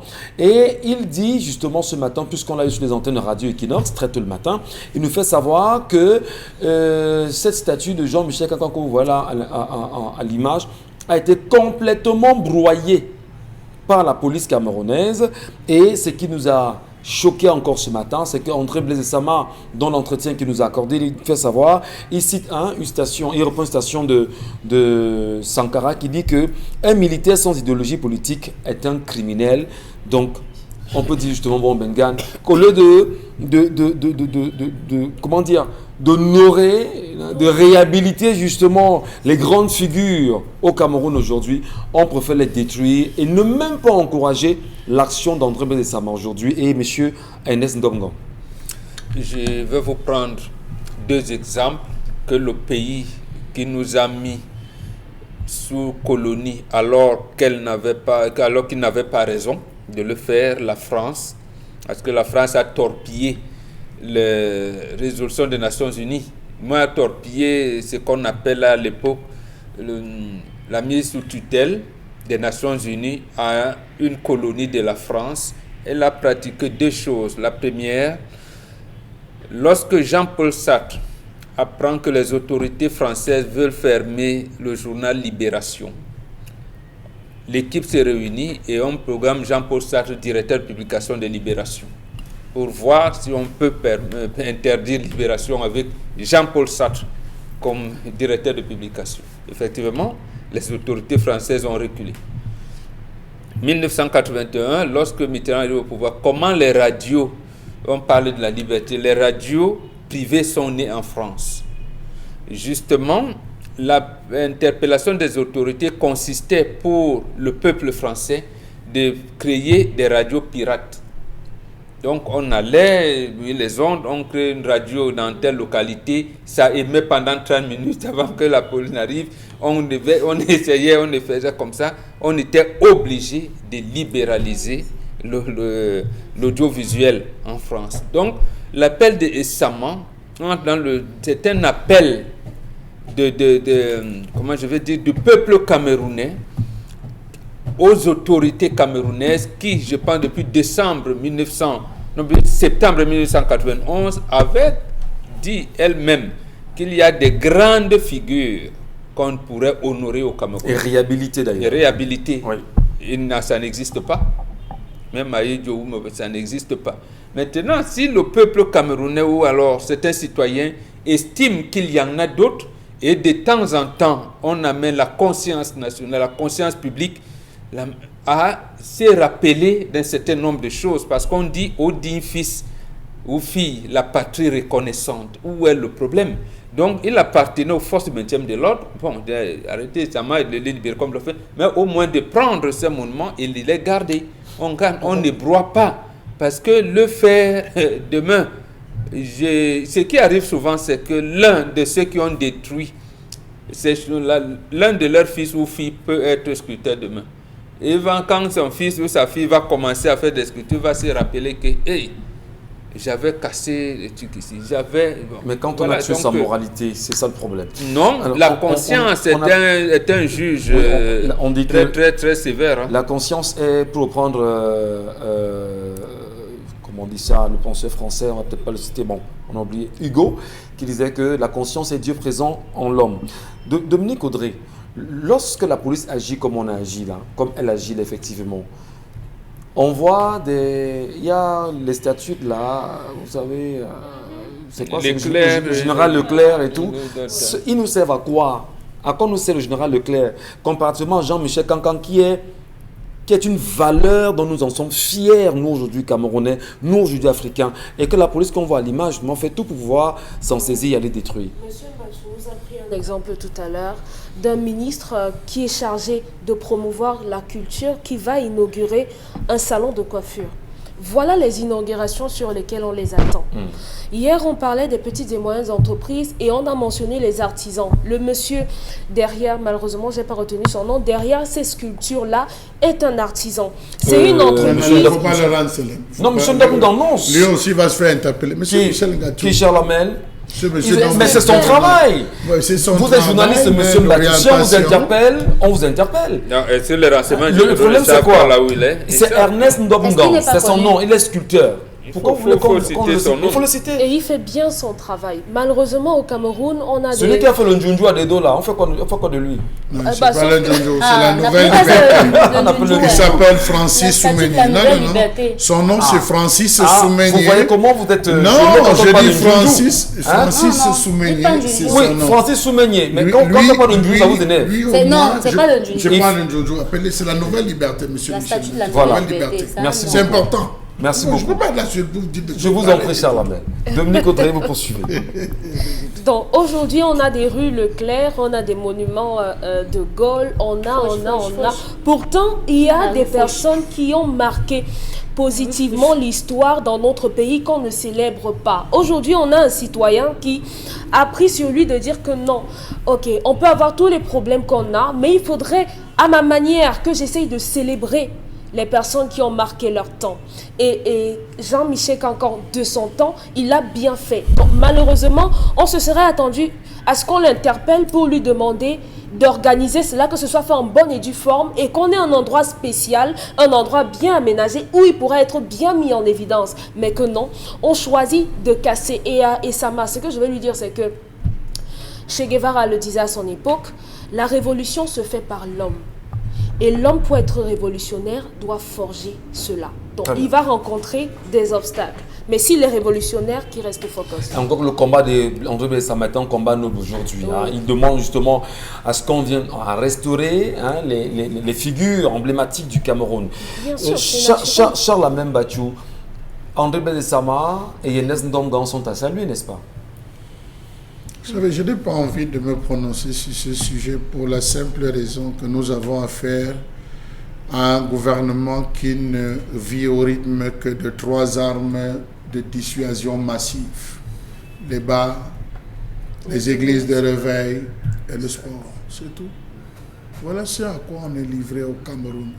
Quand même, Jean-Michel Cancan, l'un des jumeaux les plus Michel, célèbres Monsieur d'Afrique, Michel Gatchou. n'a pas une Il stèle. n'y a pas son Combien de Camerounais aujourd'hui ont dans leur mémoire aussi vive n'eût été Mbombo qui s'emploie tout le temps à nous renvoyer une phrase: j'aime le commerce en gros, je n'aime pas le commerce de détail. Oui.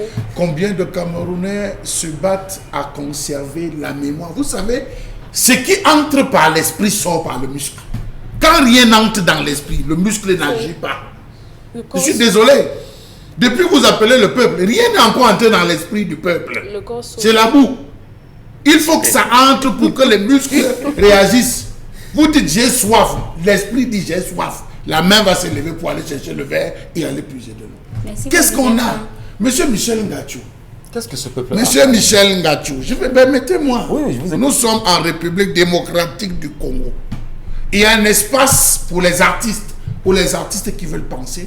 Il y a un gars qui s'est levé. Il était assis, c'est comme un espace pour les retenu pour les artistes. Il arrive là-bas, il prend ses pieds, comme on voit généralement, il pose sur la statuette de Mario.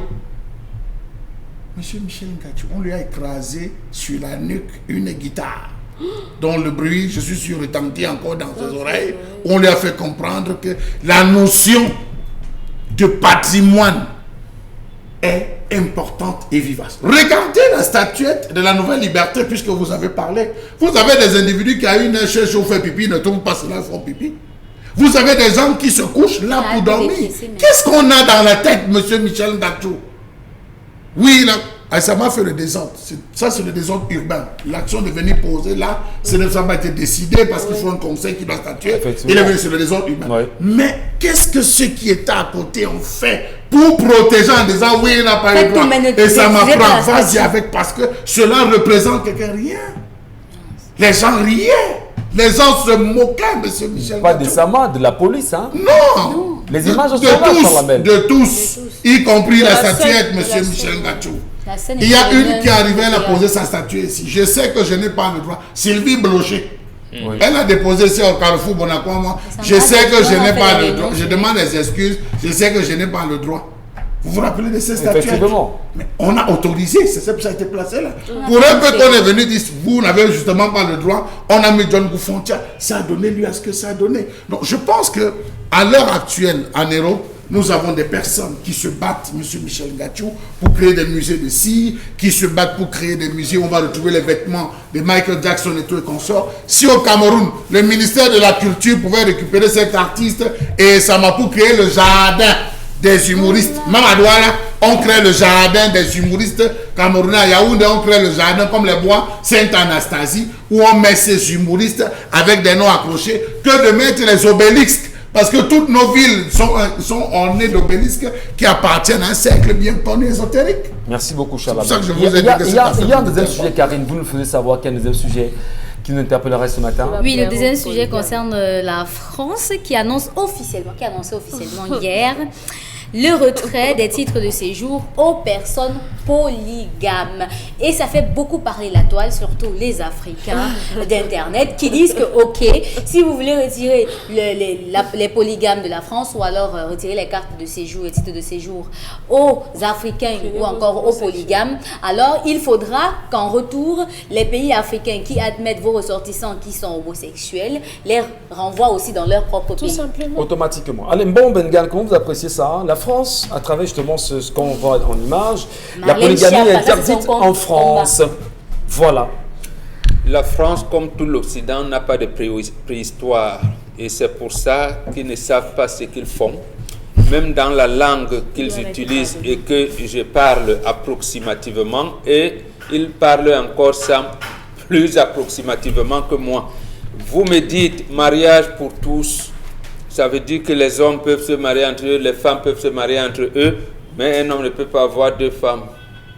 C'est le mariage pour tout ça. Chez eux, en Italie, les feuilles défilent déjà et réclament la polygamie qu'on accepte. En Italie, ils ont défilé. Là-bas, on peut pratiquer la zoophilie. On dit même qu'une fillette de 15 ans peut avoir des relations sexuelles consentantes. et nous impose l'homosexualité comme élément fondamental du droit de l'homme. Et or, le mariage polygamique est contre les droits de l'homme. Et le mariage homosexuel, c'est eux qui disent dans leur langue. Le monde en l'envers. Voilà. On fabrique un monde en l'envers que l'on veut l'Occident est vendre bloqué. au monde. Le maire et ils ont apporté une autre incongruité. Il est facile aux couples homosexuels d'adopter les enfants qu'aux couples hétérosexuels. Incroyable. Oui, voilà donc les incongruités. Et après, vous allez me dire que c'est ça l'évolution. Non, cher ami, le problème avec nous, c'est que nos présidents perpétuent le comptoir colonial. Donc, vous verrez rarement un pays africain qui va vous dire que voilà, je n'accepte pas, vous qui venez un couple homosexuel, je ne l'admets pas chez moi. Merci. Mais il saura bien, ils vont même accueillir les mères homosexuels qui viendront ici. On va suivre justement l'actualité française dans les jours à venir avec ce choix de la France aujourd'hui. Dans un instant, nous retrouverons Constille Amine qui nous a déjà été présenté en images.